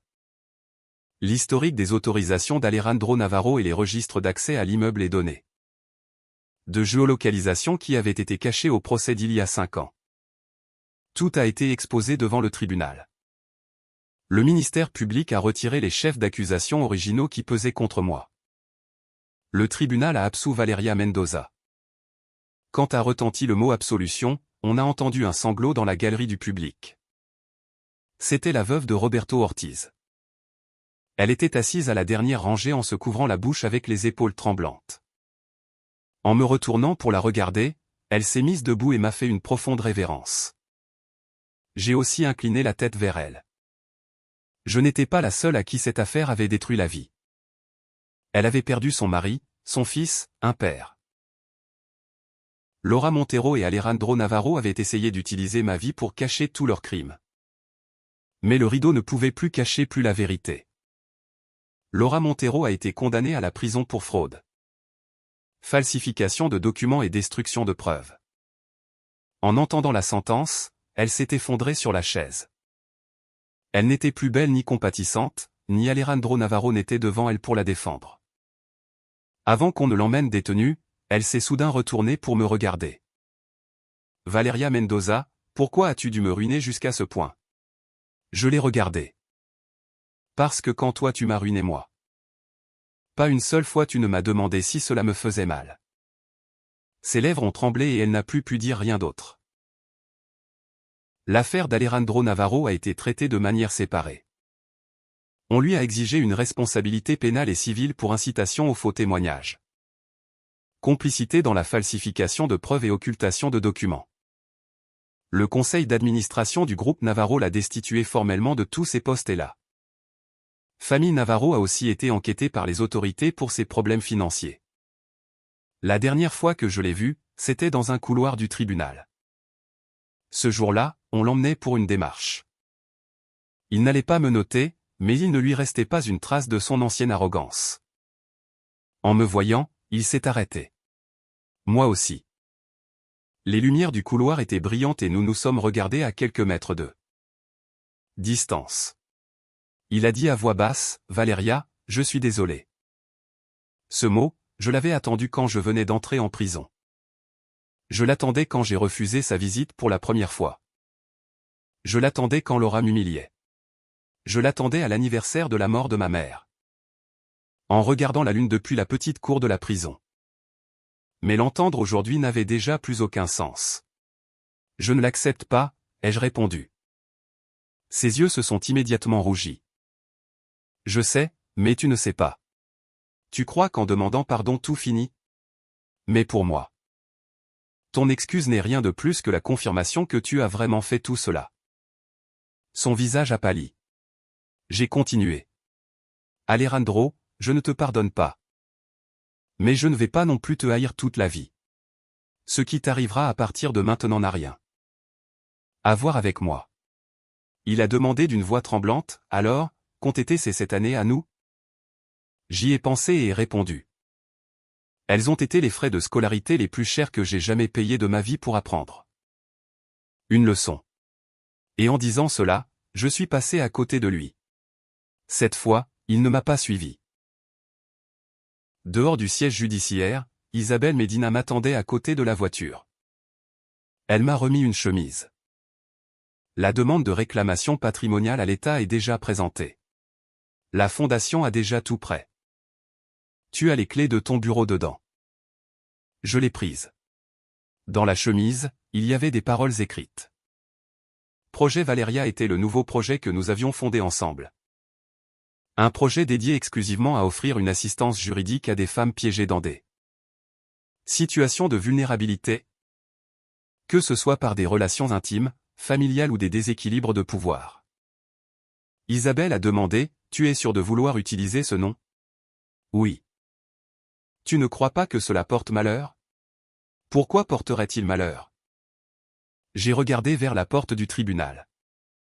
Valeria Mendoza est morte une fois et ensuite s'est récupérée elle-même. À partir de maintenant, ce nom sauvera des gens. Un mois après, je me suis installé dans mon nouveau bureau. Il n'était pas très grand, mais il était orienté au sud et avait une bonne lumière naturelle. Sur les murs, il n'y avait pas le logo du groupe Navarro, ni photo des Navarro. Ni il y avait absolument rien lié à Alejandro Navarro. La seule chose qu'il y avait était mon titre universitaire, la sentence d'absolution et une seule photo que j'avais apportée de la prison. Sur la photo, je porte l'uniforme gris de détenu et je suis debout à la dernière rangée du séminaire juridique. À cette époque, j'étais très maigre, mais mes yeux brillaient énormément. J'ai placé la photo sur l'étagère la plus haute de la bibliothèque. Rosa Castillo, la fonctionnaire de prison, est aussi venue me rendre visite plus tard. Elle s'est arrêtée à la porte et m'a dit en riant, « Valeria, tu as très bonne mine. » Je lui ai servi un thé. Elle a soudain demandé, « Alejandro Navarro a repris contact avec toi. » Après tout, des lettres étaient arrivées par les avocats et je les avais relues à nouveau au fichier. J'ai souri. Cette fois, il n'a pas été nécessaire même de les archiver. Ces lettres ont été retournées telles quelles sans ouvrir. J'avais entendu dire qu'Alejandro Navarro purgeait sa peine avec bonne conduite. Parfois, il essayait de m'envoyer des lettres, mais selon mes indications. Matteo Silva les retournait toutes. Laura Montero avait aussi envoyé des messages. Elle disait qu'elle regrettait, qu'elle était jeune et ne comprenait rien. Qu'elle avait simplement trop aimé Alejandro. Je n'ai rien répondu. L'amour n'est pas une lettre d'immunité pour commettre des délits et encore moins une excuse pour pousser une autre femme en enfer. La mère d'Alejandro avait vieilli d'un coup. Un jour, elle m'a fait une embuscade sous mon bureau, en me suppliant de retirer la demande civile pour dommages et intérêts. Je ne l'ai pas reçue. Je lui ai seulement fait parvenir un message par la réception. Qu'elle paie ce qu'elle doit payer et qu'elle rende ce qu'elle doit rendre. On m'a dit qu'elle s'était assise par terre dans le vestibule à pleurer à chaudes larmes pendant longtemps. C'est dommage, mais ces larmes ne pouvaient pas effacer mes 5 années de dette. Peu à peu naissait un nouvel ordre dans ma vie. Réunion le matin, entretien avec des clients l'après-midi, révision de dossiers la nuit. Quand le travail me maintenait occupé jusqu'à l'aube, je me souvenais de la lumière de l'atelier de la prison. Moi-même avec la tête baissée, en cousant des vêtements, en reliant les jours point par point. Ces 5 années ne m'avaient pas détruite, elles m'avaient simplement appris une chose. Celui qui pouvait vraiment me sauver n'était pas quelqu'un qui venait me récupérer, mais moi-même. Qui ne m'était jamais abandonné. 6 mois après, le projet Valeria a accepté son premier cas. C'était une femme trompée par son mari pour qu'elle signe comme caution d'un prêt et ils étaient sûrs. Le point de la jeter à la rue sans rien. Elle était assise devant moi en tremblant visiblement. Avocate Mendoza, il n'y a plus de solution pour moi. Je lui ai offert un verre d'eau chaude. Ce n'est pas vrai. Elle a levé la tête et m'a regardé. Tu te trouves simplement dans un endroit très sombre maintenant. Mais qu'il y ait de l'obscurité ne signifie pas qu'il n'y ait pas un chemin, elle a commencé à pleurer. Je ne lui ai pas dit de ne pas pleurer. J'ai simplement laissé une boîte de mouchoirs à côté d'elle et j'ai ouvert mon ordinateur portable. D'abord, voyons les preuves. La lumière du soleil entrait par la fenêtre et se reflétait sur la plaque de ma table. Valeria Mendoza n'était plus l'épouse de personne, n'était plus la victime de personne. N'était plus le rideau de fond pour l'histoire d'un mari dévoué, elle était moi-même. Il y a 5 ans, Alejandro Navarro m'avait mise en prison en pensant qu'en 5 ans je n'aurais où aller. 5 ans après, il est venu me chercher dans une voiture de luxe. Mais il a seulement entendu une phrase. Elle a été récupérée il y a 3 jours par la femme la plus riche d'Espagne. Vous ne le saviez pas, bien sûr qu'il ne le savait pas, parce que du début à la fin. Il n'avait jamais connu du tout la véritable femme qu'il avait à ses côtés.